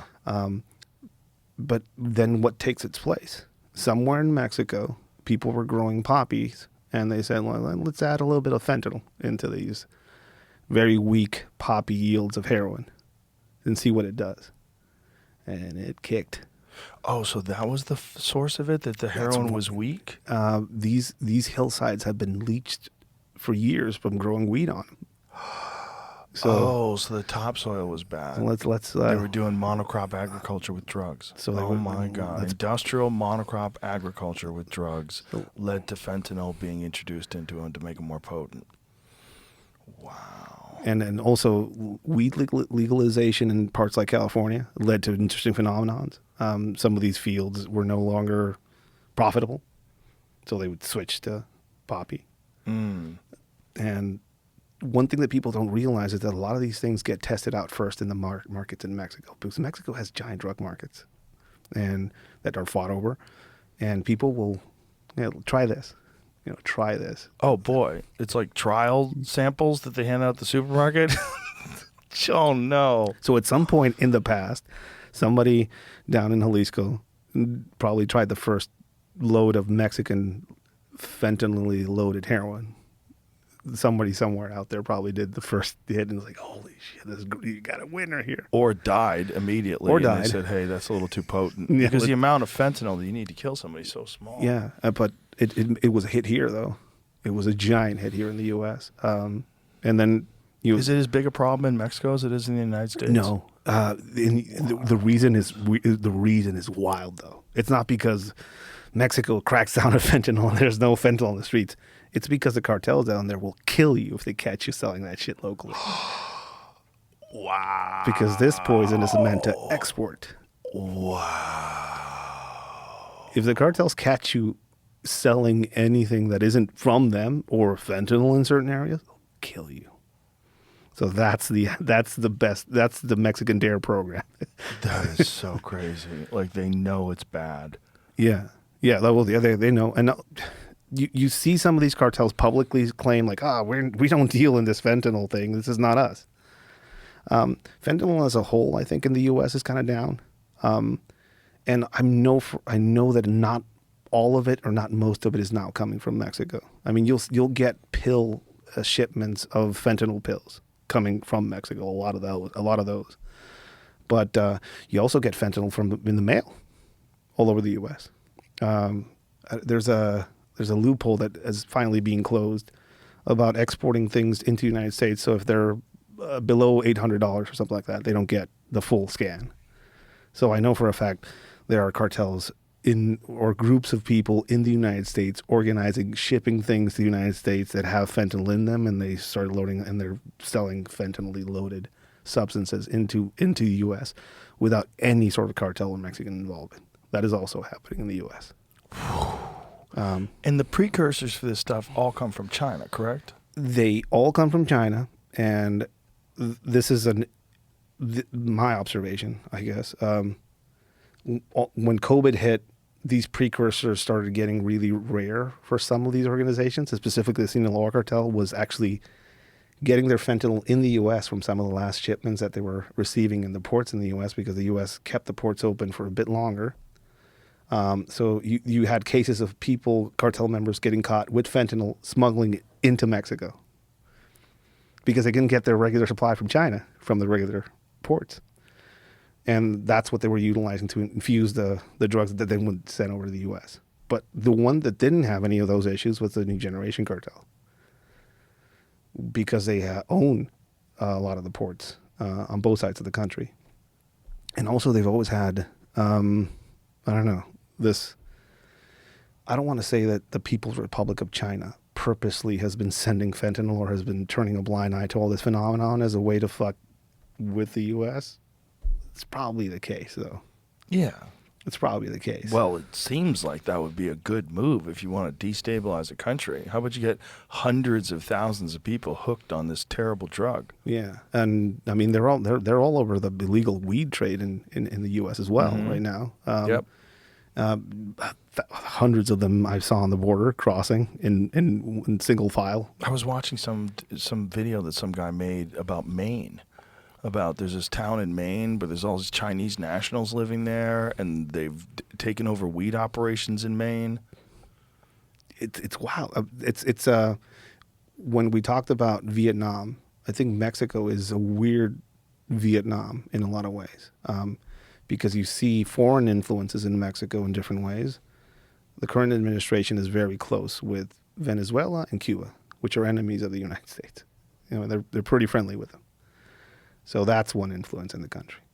All of these precursors and supplies and all of these involve Chinese chemists, industrialists, individuals. A lot of the cartels were basically hiding their money through Chinese banking institutions. That's the way you hide money from the U.S.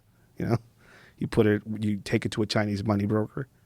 He puts it in the Chinese banking institution. You go to Mexico, you have a shell company down there or a real company down there, and then you have your investments with that Chinese company. Now you have legitimate money just transferring from one end to the other, and nobody's the wiser. So Mexico is a war field, or a battle. A battle is being played out in Mexico that has a lot to do with the United States and affecting the interests of the United States. And China is clearly not the U.S.'s friend in this battle, probably. And things have changed. The dynamics have changed, but you can clearly see that at some point, people in China, and I've heard people say that the largest intelligence organization in the world is the Chinese government, because everybody in China is part of the intelligence apparatus, basically. So it's hard for me to believe that all these industrialists and all of these chemists come to Mexico and show these cartel members how to cook, manufacture, make, or actually fabricate. Like they've been fabricating fentanyl in Mexico. There have been a few laboratories found in Mexico where they're actually making fentanyl in Mexico. This is very common now. But they learned their tradecraft and skillcraft from people from China. How can the Chinese government have these people moving in and out of the country and showing these things in the back and forth and not like, oh, we don't know anything about this? Right. They're probably directed to do it. I don't know. Look, it makes sense. It makes sense. There's so many countries that are involved in destabilizing America, just like we're involved in destabilizing other countries. There's a whack-a-mole game that's going on all over the world. Tren de Aragua, which is talked about a lot here in the U.S., these Venezuelan gangs, they're operating in central Mexico openly now. There's power vacuums all over the country where all these cartel guys are getting hit, and people are the age of the large organizations is probably coming to an end. The Sinaloa cartel doesn't exist anymore. There's smaller factions basically in control, which is allowing things to come in. Tren de Aragua are these Venezuelan gangs that are operating in a way where the Mexican government hasn't dealt with that. It's more like localized gang shit, Camorra, like Italian mafia type dealings that they have. So they're which is like old school Mexican cartels used to do. So now they're having to de-evolve.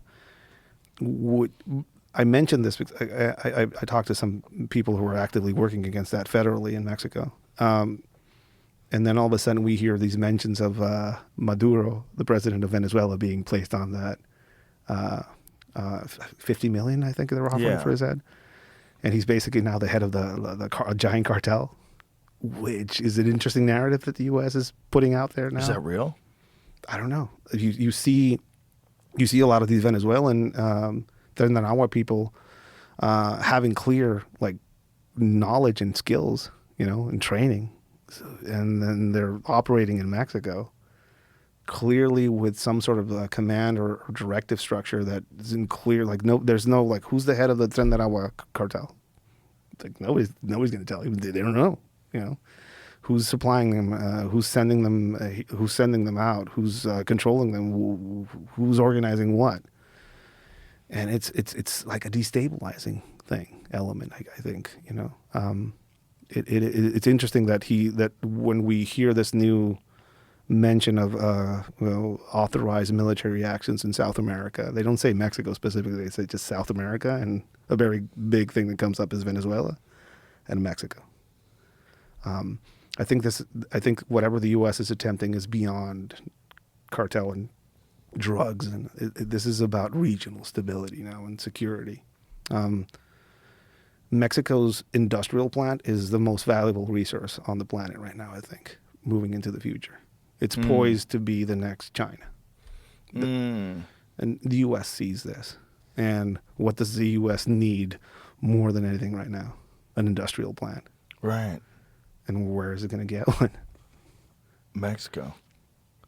And Maduro, is this the first time where there's been a gigantic bounty on a president of a South American country in our lifetime? I think I don't remember anybody else with one of those. But it's barely making the news. But it's wild. It's wild. He's the president of a country, and they're offering $50 million for his capture. Yeah, and he's on the TV screaming. He has these daily fucking How does he keep from getting kidnapped? I have no idea. They've tried to kill him. They tried to blow him up with a drone once. They tried to oust imagine him. like for 50 mil, like Just some figure it out. You figure it out. high-level guys might snatch him up. Yeah, I don't know. I don't know how that works as far as a bounty on him, but he's worried. He's mobilized militia forces all over the country. There was 3 years ago or 5 years ago, a bunch of Americans were apparently hired by these private groups to go and try and liberate Venezuela, and they all got caught by fishermen on the coast. I think got caught by fishermen. There were some fishermen on the coast that were like, "Hey, what are these guys doing here, fucking with a 50 cal on top of a pickup truck?" And I think they were grabbed and they were put on media and like, "Oh, these guys are all people." I think one of them did security for a Trump event, so they put it all on Trump. Like Trump organized this.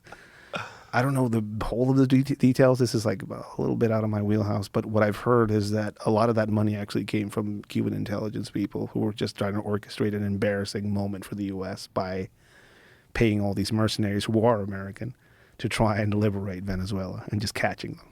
Wow. I think that's something like that's happened. There's a lot of gold coming out of that country. It has a lot of gold. There's a lot of shady things coming in and out of that country. Any country that is outside of the scope of Friends of the United States is a country where shady shit can happen. Jamie, what is the official reason why they have a bounty on Maduro? Like what? It's a cocaine smuggling operation. Yeah. Was allowing or responsible for. In Mexico, the president says they don't have any evidence of that. Yeah. See? And it's like you don't have any evidence of that, but there's a bunch of Venezuelan organizations in Mexico that you're fighting against, That are clearly involved in smuggling. Yeah, and they clearly have some sort of free movement between Venezuela and Mexico. What's going on? What is going on? I think we're headed for something. Last time I was here, I said in 5 years we're going to see some sort of direct military intervention in Mexico, which has already happened. I think with the arrest of Mayo.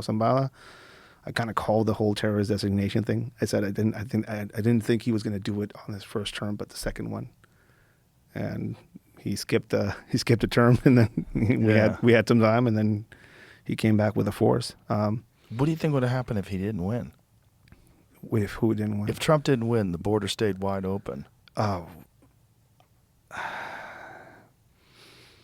I'm an immigrant, Joe, and I've seen that side of policy in the U.S. and how it's affected the community and generally the people. But on the other end, I've also experienced Biden and the open borders policy and the amounts of horrible shit that I saw on that border and people being a bunch of kids that went missing or kids that were like, what's going on with all these kids and why do they have armbands and all these migrant human camps. trafficking. Yeah, all these migrant camps being set up on the border and which generally like, good people don't want to believe that human trafficking is a real business. It is the best. Child trafficking is a real business. It is a real business. It is a big business, and most of anything related to sex trafficking, specifically related to children. What part of the world do you think is the largest market for it? Is the United States? They're always catching people, too. They catch people, and you're like, how many have they not caught? Yeah. Whenever they catch some new guy that's in trouble. The phenomenon that's going on that I don't see a lot of people talk about is that the fact that, a lot of Americans who are into this move to Mexico, and in Mexico it's harder to find some of these people. So a lot of in some of these expat community places, there are people hiding out who are pedophiles, and they don't no longer have to figure out stuff in the U.S. So they're moving down there and they're doing some of that down there. Trafficking of children, the sales of children, child theft, kidnappings are common in Mexico. They're very common in Mexico, and it's not something that you hear a lot about. But masses of people and children being moved up into the border have had some sort of organized effort with them to like help that out. If you're a cartel member and you're on the border and all of a sudden you see 14 kids that are all asleep, you're like, what why are all these kids like asleep? Like, oh, they're tired from the trip. I mean, I have a kid, you know. She's like, I stop at a Starbucks and she wakes up like, what are you getting, right? Right. All these kids are like asleep. They're drugged, so they carry them drugged up into the all the way up to the border. This is Biden era. So they would drug all these kids to not make them interact with anybody that might ask them any questions. Basically, they put an armband on them. And they had some sort of organized effort on the U.S. side to receive them and put them wherever they need to be. All of that was shady. All of that was really shady. I don't know. That's so horrific. I don't know what happens on this side. I don't know what happens on this side. I know that as an immigrant myself, I know that this administration, and specifically in this part of its in this history and what's happening right now, is there's a lot of stress and fear. You know, I see the effects of it in different industries, from agricultural to culture to just this general anxiety that is felt across the country by people of my color skin that look Mexican or are Mexican. You know. But I also am not blind to or not stupid enough to see and compare it to the past administration and some of the shit that went on there. That's the problem, is that it's an overcorrection. The problem is when you have an open border and you do know that cartel members are just freely going across and you do have human trafficking and you want to stop it, then you want to get everybody out that came in during the last 4 years. So now you have 20 million people you have to account for. Yeah. And the problem is some of them are good people. Some of them are not gang members. Most of them are just people that wanted a better life. Most of them. But they have mandates now. And mandates get creepy because then people become numbers. And if you say, we got to get rid of X amount every day, and then you just show up at Home Depot and you get some hardworking guy with a family who just wants to like do some roofing jobs. Yeah. You know? Dude selling flowers. Yeah.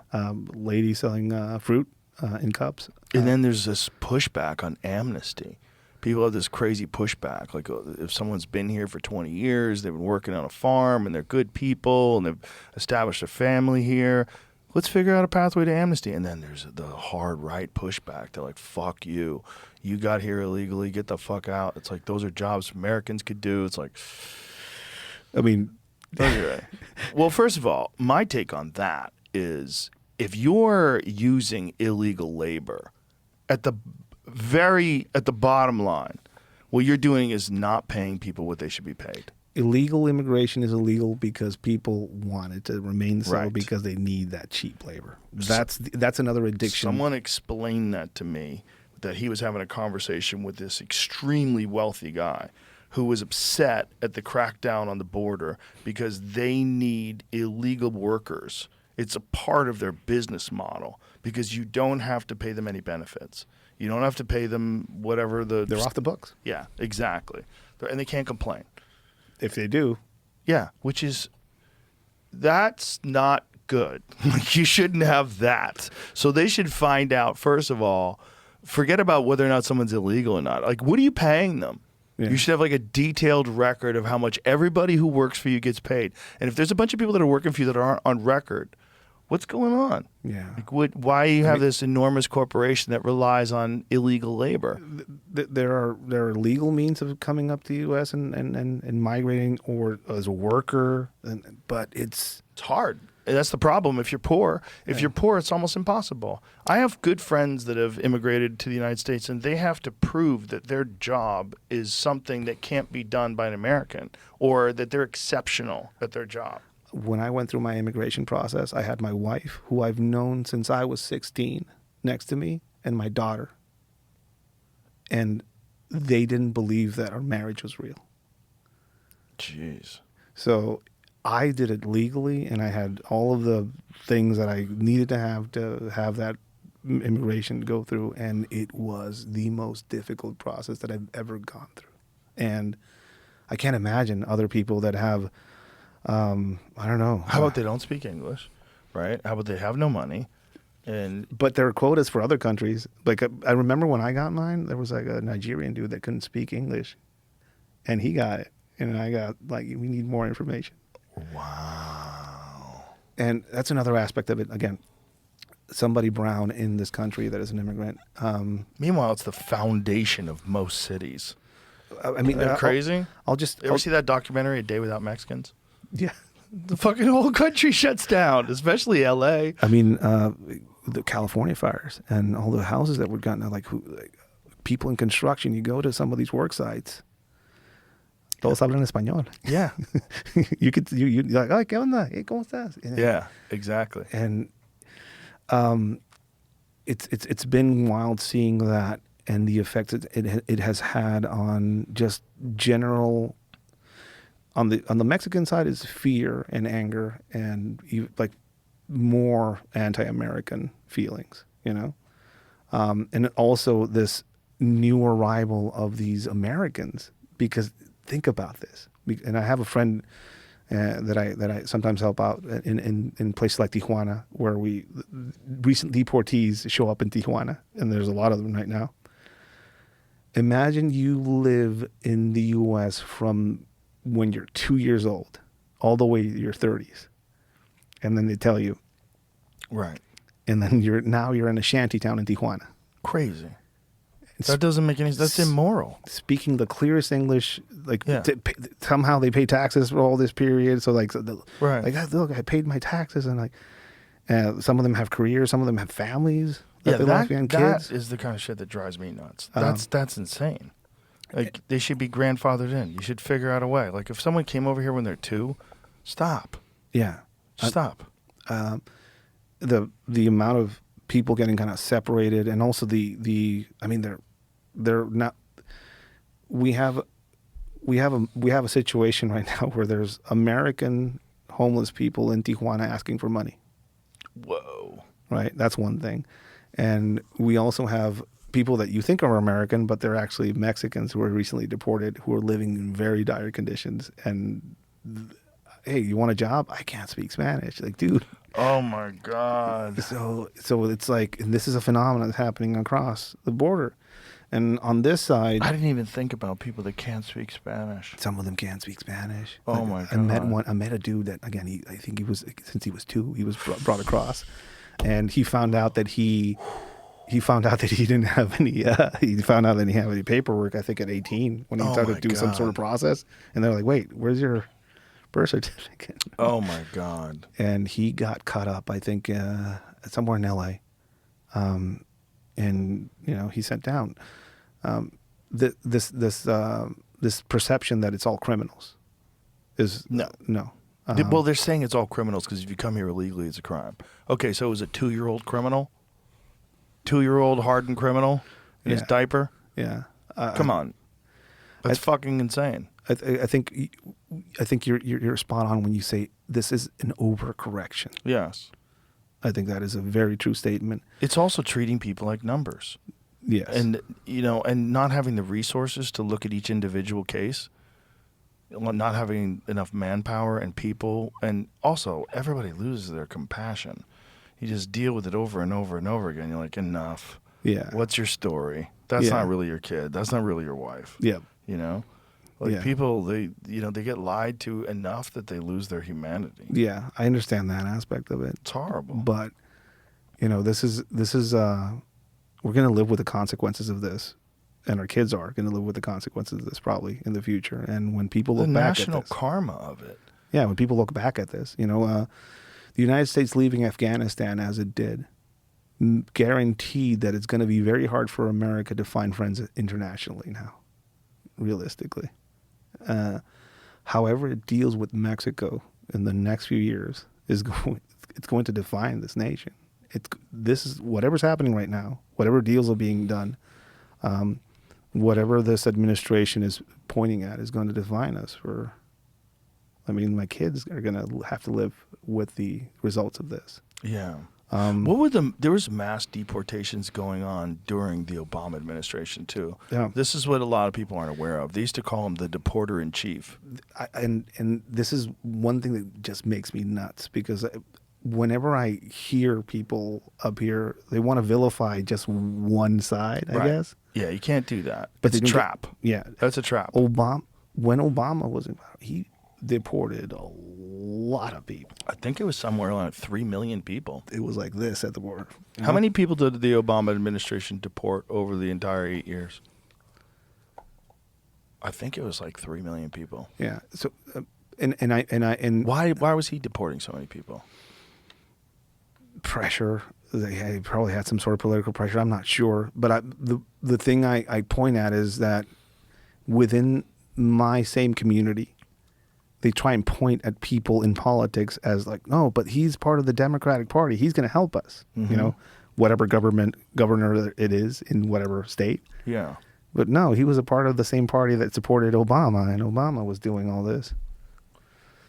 3,307,000. So what is that total on the left, Jamie? Total apprehensions, and then the middle number you just read is the U.S.-Mexico border apprehensions. So those are other just apprehensions, or what about deportations? And then removal. Total deportations is 5 million. 5 million. That's not just Mexico. Is kind of the point it's making. Right. 5 million. Bush administration, 10 million. Whoa. Clinton administration, 12.3. Wow. How many has Trump deported? Somewhere else. Let's find that out. Yeah, and the perception of the villainy, like in the community, it's about pointing to those are the enemy, these are our friends, those are the enemy, these are our friends. What they're doing exactly right here. You know, people get so caught up in, you know, it's MAGA versus the Democrats. Like, you're being played. Yeah. You're getting fucked no matter who's in office. The whole thing is a scam. And it's these giant corporations are laughing in your face. The whole thing has nothing to do with you. You're just a little pawn. And they use TikTok too. Yeah, there's so much propaganda being going on online. In my mind, like, I always think about this first. Like I'm an immigrant. I'm new here. I'm trying to figure things out. I've seen more of the United States than most Americans. I think I'm missing Hawaii, Iowa, and Alaska. But I've been every other place. I was in a room in Tennessee watching a bunch of dudes dance with poisonous snakes at one point. Oh boy, you went to a snake handler place? Beautiful experience. Americans go down to Mexico and watch bullfights. And when I was there, I was like, I'm doing exactly the same shit you guys are doing. Shut up. Yeah. I grew up around snakes. I used to hunt them and sell the skin to the boot makers and stuff like that. So how did you get in contact with snake handlers? I do a lot of training across the country for police, government institutions, privately, and I did a medical class out in Tennessee, and somebody there's like, "Hey, Ed, you're going like we want to show you around. You want to go see a moonshine distillery?" He's like, "No." Like I said, "Hey, are there any of these types of churches around here where they, you know?" It's like, "Yeah." Why would you want to go there? Because it's exotic to me. Yeah, I'd want to go there too. I want to see. Yeah. I can't tell you too much about them because they told me to keep it low key. But when I went there, they asked me, "Are you Christian?" It's like, "I'm Catholic." "So you're not Christian?" Catholic is Christian. No, according to them, it's a satanic institution. Oh. But I said, "Okay, are you ready to accept the true words?" Yeah. I want to see. Right. Baskets start kind of getting pulled out, and you know, I grew up around snakes, so I know what a basket with a snake might kind of. There's something in there. I thought they were defanged, in my mind. Those things were definitely real poisonous snakes. I don't know if they give them something so they're like chill. No, they die all the time. Those guys. Yeah. One got whacked recently. Yeah, but like they were still like handling them. They're just fucking just proving their faith with these snakes. Well, if you're handling snakes all the time, they get accustomed to you handling them. Yeah, as long as you're feeding them. I don't know. I was like, oh, it's cool, but I don't have enough faith. I think. I think as long as you keep them fed and they don't feel like they're in danger. Yeah. I don't think they're gonna fuck you up. It's like when you encounter them in the wild. It's like they're just protecting themselves. They don't want to get you. Yeah, but there were some pictures around of some of the people that didn't have enough faith, I guess. Oh, they got whacked? Yeah. Did they die or they just like... I think they have pictures there of people that passed. Because some people don't die. You just get horrible necrosis around the wound. Yeah. where you need massive skin grafts and you lose like half your fucking muscle tissue in your leg. Yeah. See if you can find that article about a guy recently, a snake handler who got killed. Hopefully. I just found the Trump thing before I move on. Okay. He did his first term. He did half during his first 4 years. He did 1.5 million deportations. That's about half of Obama's first term, which was 2.9. Wow. And about the same as Biden's term, which is 1.49 also. And what is he at now?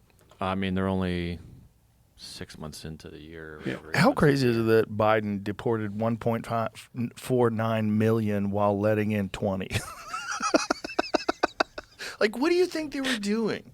Was that a part of destabilization? I know there was also efforts to move people to specific states so that you can get a larger number for the census, so you get more congressional seats. This is a dark thing that people don't want to admit because they're a dyed-in-the-wool Democrat. But listen, it is. Remember who to vote for, and then you just get dropped off. I had a conversation with my parents about it, and they're like, no. I'm like, yes, it's about congressional seats. It's like the census counts illegals. And not only that, they're trying to make it so that those people can vote. And if you can make it so that those people can vote, then all of a sudden you ship these people to a place, you give them EBD cards, you get them on food stamps, you give them Medicaid money, they have money. Yeah. And now who are you going to vote for? Yeah. You're going to vote for the people who got you money. Yep. You're going to people who give you the food stamps. Like, who are you going to vote for? You're going to vote for the people that shipped you to Springfield, Ohio. This is a good spot. And why do you think that is? Like, yes, votes, congressional seats is one. Mm-hmm. Swing states. Swing states. Net population growth. I think there's a little of that too. I think there's that's population collapse. There's a population that, I mean, there's no immigrant crisis in China right now. Right. And I think they're on their way to probably collapsing if they go through this downturn in their population.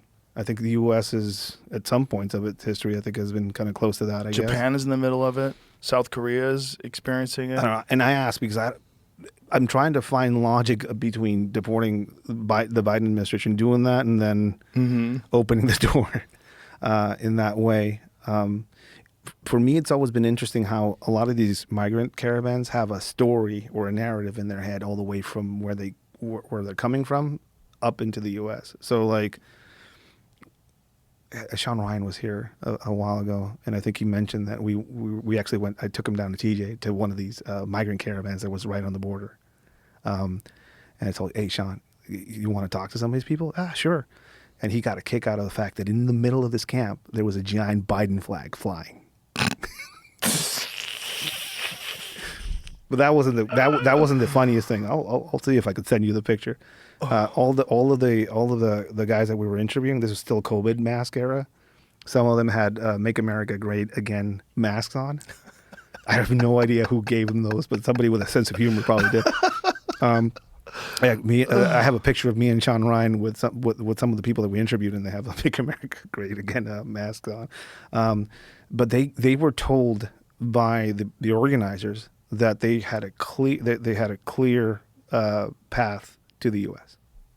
And then all they needed to do was make a lot of noise on the border, make a lot of newsworthy events on the border, talk to all the press they could, and somebody there was keeping tabs, and then they could go.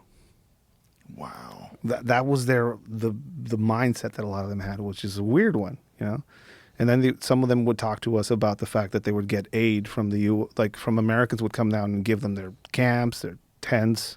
USAID. Yeah. And there was a lot of dollars being handed out to pay for things. So it was shady, right? Now, like, I actually talked to three I think they were Honduran. They just got to the border. Now their idea is to go to Europe. They have this weird sense that somebody told them somewhere down there that Europe is taking immigrants, so they're trying to make their way to Mexico. So from Mexico, they want to go to Europe. They're not looking at the U.S. anymore, which is a weird change in their narrative. Well, you see the mass immigration in Europe is bananas. Yeah, yeah, it's really crazy. Yeah, and again, But what is it about? Like, why? Why would someone organize this? Why would someone fund this? I don't know, destabilization, political means. Maybe the U.S. wants to So avoid devious. population decline, so this is one way they can backdoor it. There's probably many factors, right? The political, the destabilization is one, but just politically to get more congressional seats because of the way they use the census, which I think Trump is trying to change. Is he changing that? They said they weren't going to count illegals in the census anymore.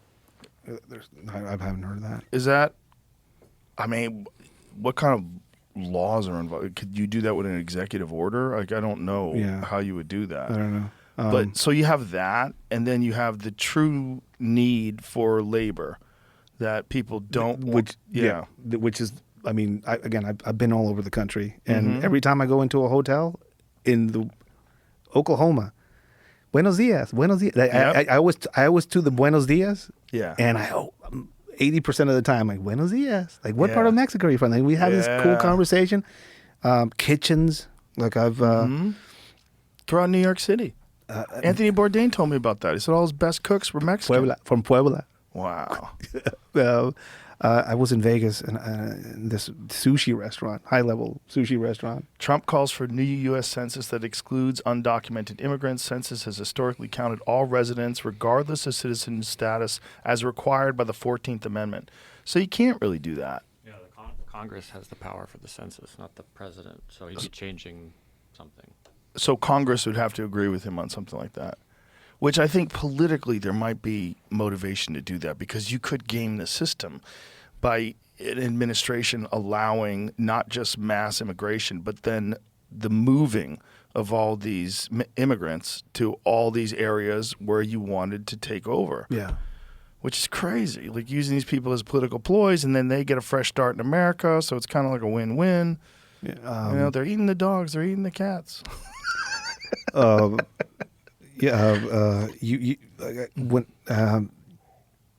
Whenever I travel, I always look at people in the service industry. Like, I try to see where they're from, and it's always Mexican. You know, a lot of them are Mexican. In different parts of the country, it's different, but mostly Mexicans. Minnesota, there's a lot of not Mexicans there. Ethiopian. Yeah, a lot of Somalians. Somalians. I mean, I think there was one that was running for mayor there. Who was recently was online. Young fella. Yeah. Pretty radical. He looked exactly like somebody that appeared in a movie. Yeah. Where he was a captain for a moment. Yeah, that's all I'm going to say. It was pretty funny. Exactly. But independently of that, the amount of like cultures I'm experiencing across the country, it's like, wow, this is just like the UN of countries. You know, like everywhere I go, I meet people from all over the world. Well, that's the part of the beauty of America, really. The beauty of America is that it's a melting pot. That's supposed to be what's cool about it. But when it's sort of weaponized in this way, when people are using it for their political gain and bringing people in for political gain and then making a person like you go through crazy hoops and ladders and all this shit to try to get in here legally. You're like, oh, you're discouraging legal immigration in favor of illegal immigration, which is really easy. Yeah, and I understand the part of the American populace that are like, we want to keep America, America. Guess what? I want to keep America, America.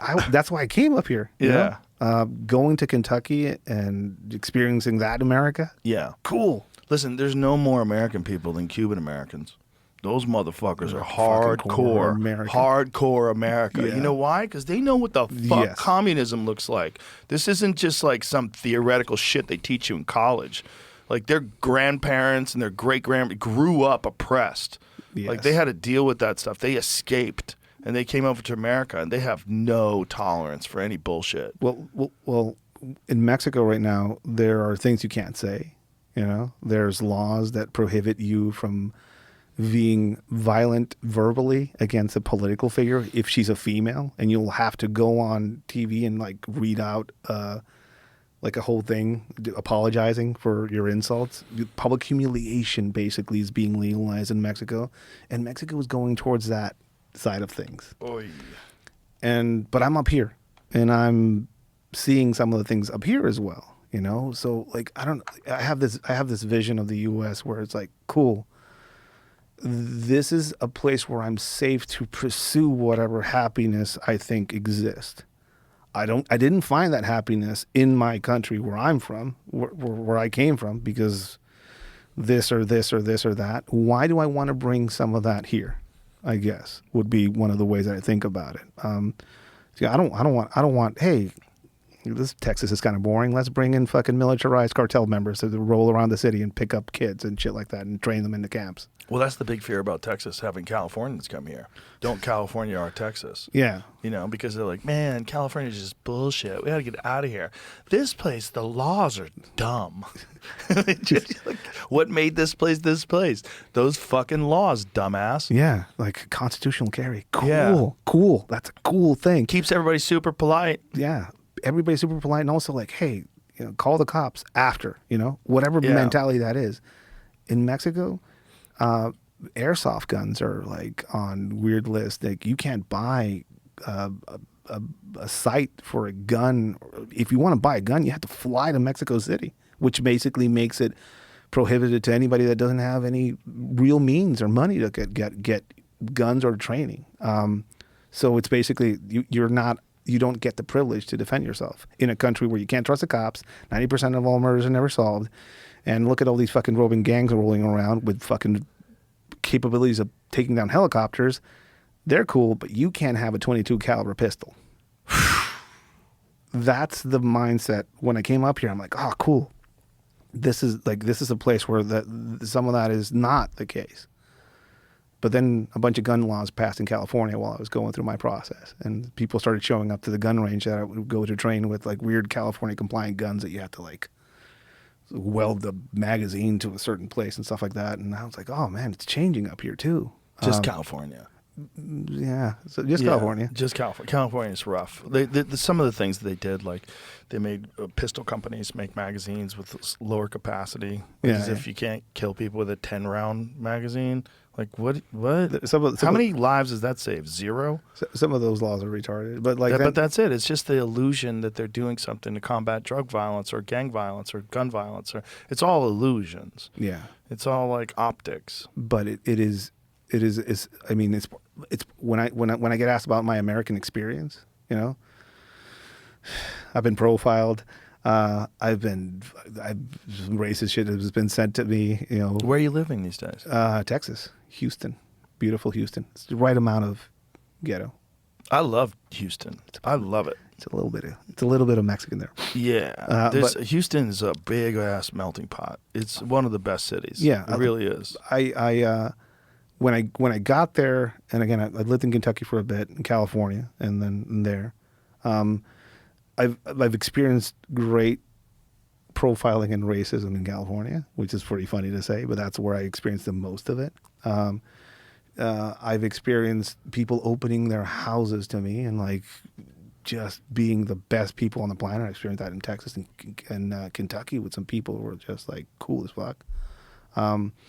I've experienced the best and the worst that the country has to offer, I think. And I can see in it, like, I get it. I get what America is. Like, I finished high school, and then I went to work for a paramilitary institution somewhere in Mexico. And then I came up here, and I have 7 employees now in a company. I've spoken to members of Congress. I've trained federal forces and people that I've read about in books on how to do things that I learned in this horrible country warfare that I had to go through. There's no other place on the planet that would have provided me these opportunities for myself and for my daughter. There's no other place in the world. So, like, I definitely have fucking skin in the game when it comes to this country.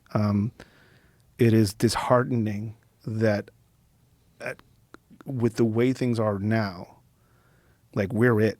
Like, brown Mexican immigrants of any kind, legal or illegal, are it. Right.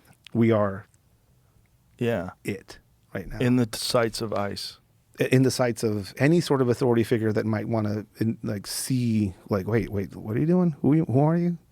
So it's an anxiety, and again, I've talking to people from my community across the country. It's a generalized anxiety of not feeling at home, which is dark. Dark. It's dark. Yeah, it's dark. It's dark. Yeah. Yeah, that's the problem with these fucking raids. It also makes the rest of us feel awful. Like people that aren't scared of it, you feel awful about like what America stands for. Like the idea that we would find it right to send some kid who was born here or born in Mexico but came over here when he was 2, can't speak Spanish at all. Some kid in LA that just doesn't have paperwork and all of a sudden he's in Mexico. Yeah. Like that is fucking dark. That's crazy. And that makes everybody else feel like, oh, this isn't a good country then. That's not a good thing to do. That's a bad thing. That's an immoral thing to do. That's a thing that you do when you don't care. And this is supposed to be the shining light of the world. Yeah. And mind you, I talk to everybody. Like I'm an open conversation, open book with anybody. I don't see anybody as an enemy. I don't see anybody as an opponent. Dude, I've been through shit. I've been through hell and back. So I've encountered situations where I've had to talk to immigration officials, and and I'm say like, hey, dude, what's it like? Like, what like being the villain right now? Like the amount of, a lot of these guys are getting doxxed. Mm-hmm. They're utilizing AI technology to take a picture of them and removing the mask, and it gives you a guesstimation of what their faces are like. There's people documenting their tattoos, and then doxing them online. And I'm like, they are like, why do you ask that, Ed? Because we were vilified too, and that's how they got to us. They started making us into the enemy. There was a lot of interest out there I can see at high levels to separate us and keep us fighting, like at a cultural level, I think. More destabilization. Yeah. So you think this is part of the plan? I don't know if there's a plan or not, but that hopefully it would kind of make sense. Like the part of the whole agenda is to create even more conflict. Hopefully somebody has a plan. Like hopefully somebody knows what they're doing somewhere. But maybe Indeed. not, right? If they don't, man, that's a dark thing to think about. That's what makes me wonder. I wonder if it really is a big plan or if it really is just fucking human chaos. If I found myself in a room with Illuminati people and there's like then I'm like, oh, these guys are smart. Like, whatever this is, if we're gonna be cattle, at least somebody that knows their shit is gonna be in charge. But I don't know. Like, I don't know. I see this. I see the U.S. people internationally see the U.S. declining. I got to experience the U.S. in the '80s. Crossing the border and going to San Diego and going to SeaWorld with my parents and shopping and seeing the portions of everything bigger in the supermarkets. And then as an immigrant in the U.S. now, I got to see everything smaller. And infrastructure is very dilapidated in certain parts of the country. And it's not the U.S. of the 80s. It's not the U.S. of the 90s. It's different. So, yeah, I can see why people are screaming at the fact that, there's something has to be done. We're losing it as a country. But I think you're hitting on the nail on the head. We went through a Biden administration that was all about who was in charge is the question I have. Like, was that dude in charge? No. Somebody was. Yeah. But not only that, I think there was more than one of that dude. There's like fake Bidens. Yeah. And his son going online and doing an interview and just giving us like a intimate view of his family conversations. And Son sounds fun. He's dude. I party with that guy. Well, not anymore. Back then, maybe. Yeah. I don't think he even parties anymore. But it's wild to think those, and then people question why things are the way they are and why people are struggling in different parts of parts of society in this country.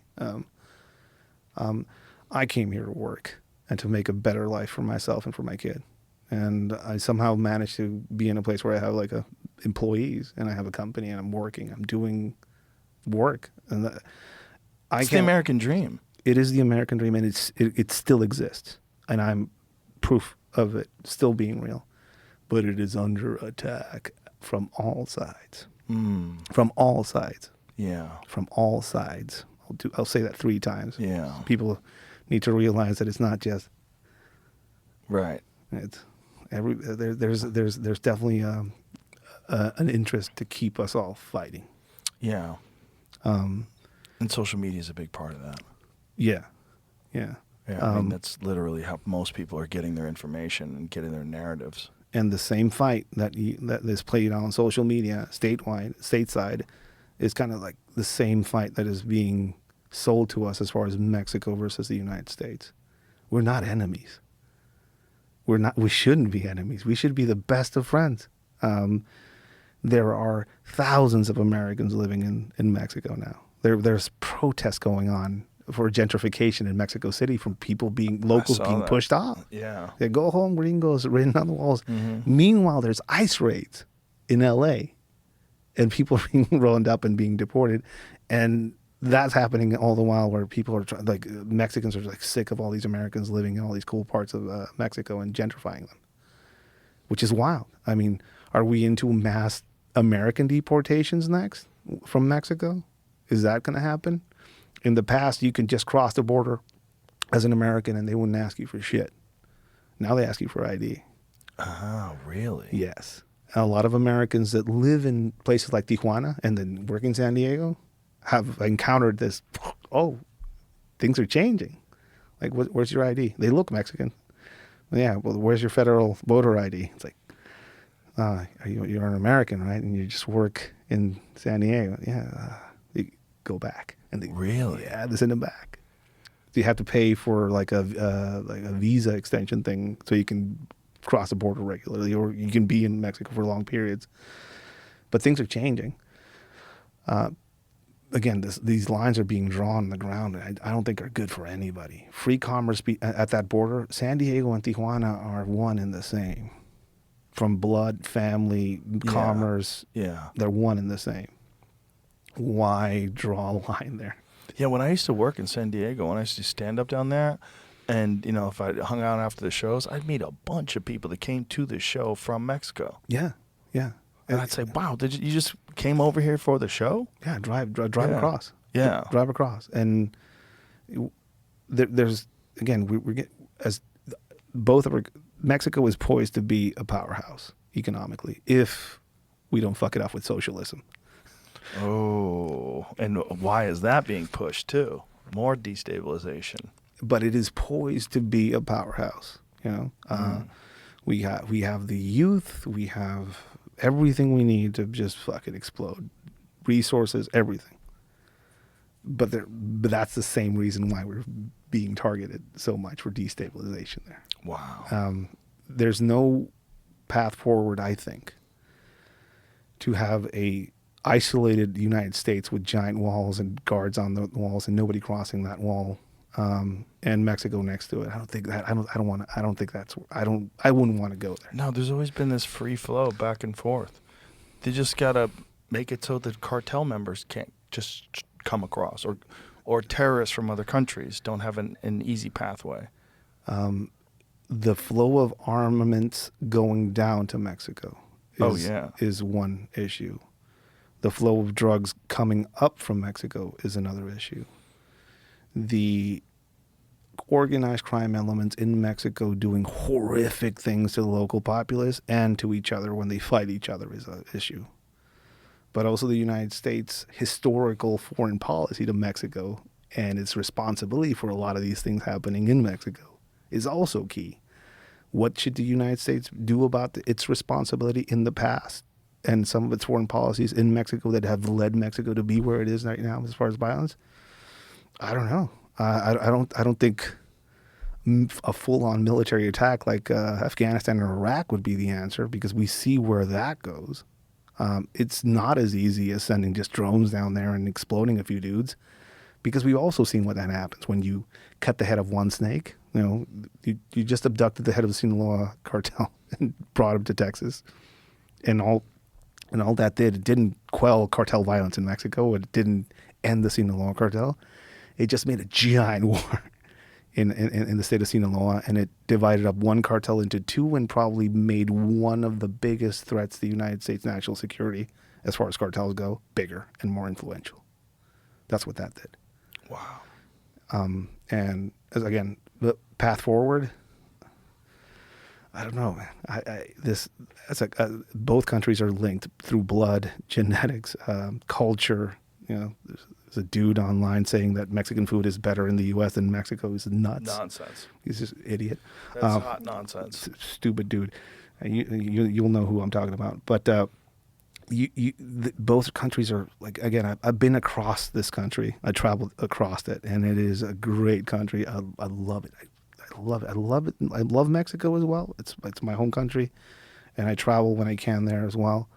I don't see a future without both of our countries just like figuring things out together. I don't see a future like that. Well said. Well said. We are going to need each other more than we think in the coming years. And open warfare between both countries is not fucking insane. It's not going to be. It's not going to lead to anything. The United States doesn't have the manpower to stop the wave of migration that will come out of that country if you start fucking lobbing targeted strikes in certain parts of that country. There's no way. So if you want to talk about like migration is your issue, you're going the wrong way. And also, at what point do some of these criminal organizations, as I said, become freedom fighters? Right. And once they become freedom fighters, at what point do they start targeting Americans living down there? Right. And it's just not good. I wonder if they've thought it out, like the U.S. government's thought it out the way you're laying it out. I've spoken to members of Congress, and I've spoken to members. I've been in Washington a few times, and I've spoken to people that are in charge of things, and they have notions. Some of them, but some of them are clearly, they took that. They don't get that world. And if they're not like fully invested in finding out and really diving deep and getting an understanding of it, how could they know what you know? They're doing the right thing by, like, I've been in rooms with people who were part of this conflict, and they're asking the right people. But some of them are verifying, like, oh, we were just in Mexico and we spoke to the local officials there and they told us that they're doing this now. And look at all those drugs that they just got. They're doing their job now. Yeah. And I'm like, dude, I used to work for them, and I could tell you that those boxes beneath those pills are probably empty, and they're just there to like produce a visual weight of it. And also, like, that unit that did that seizure, they're on a payroll for this organization. And also the governor of this place where this seizure happened, you just took her visa away because the husband is involved in fuel smuggling. So, like, is this a win? Wow. But yes. Ed, you're freaking me out. I'm sorry. But there are people that are trying to figure it out in the government. There are people that are asking the right questions. I don't know what they're doing. I don't know what's going to happen with the information. But a few things are clear. Everything is on the table as far as military options in Mexico and beyond in South America right now. There is an interest by the United States in some of that going on. It's clear. And what that's going to look like, is it already happening with the abduction and subsequent arrest of El Mayo Zambada on a plane in some pretty kind of weird circumstances? Is the United States already doing political counter operations against the regime that is ruling over Mexico in some way, shape, or form? I don't know. There's a bunch of political exposés going on over Mexico right now with a bunch of like documents and members of their very austere political party having lavish lifestyles outside of the country, and they get photographed, and then that goes on the news, and then the president of Mexico says the CIA probably is taking all those pictures as a counter operation to what they're doing. Oh boy! So I think whatever's happening is it's already in motion. My point is, the cost of this is if it isn't done if it isn't done correctly, or if it isn't done in a way where it's not taking into consideration the outcome or the fallout of something like abducting another giant head of a cartel down there or taking him out. And I think the biggest target out there is the head of the New Generation Cartel.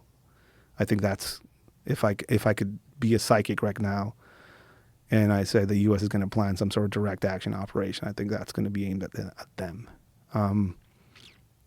But if the Americans have a vision that they're going to go somewhere and everybody's going to be wearing cartel member vest on, I don't think they're ready to go to somewhere and they have a bunch of police officers with full uniforms or are actually police officers there or members of the military that engage in a firefight with them and call backup from the military, and then now you're involved in a fight with the army down there. Because they're all involved with the cartel. Some of them are. Again, we hear these stories of these people, who's training them, who's supplying them, who's showing them how to use those rocket launchers that they're getting from the Ukraine. You hear these stories and you're like, just like that dude standing up there, the CIA was involved in drug deals. You're like, Ed, you're just talking out of your ass. This conspiracy theory shit. 5 years ago, I said terrorist designation and direct action in Mexico against a high-level cartel head, and here we are.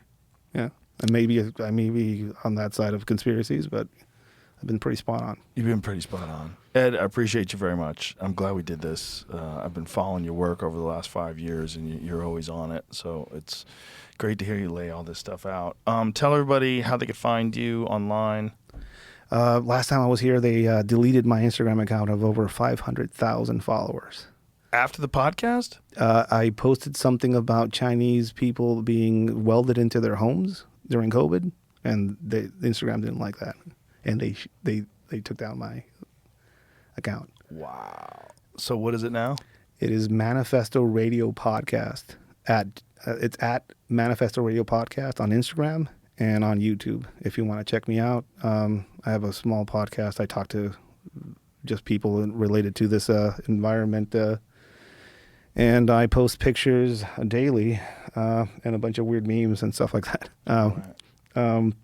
It's basically an open blog of my travels. I'm constantly traveling, talking to people that are involved in this, and just putting the word out there. I'm not in politics. I am not a reporter. I'm not a cartel reporter. I am a dude that went through some shit.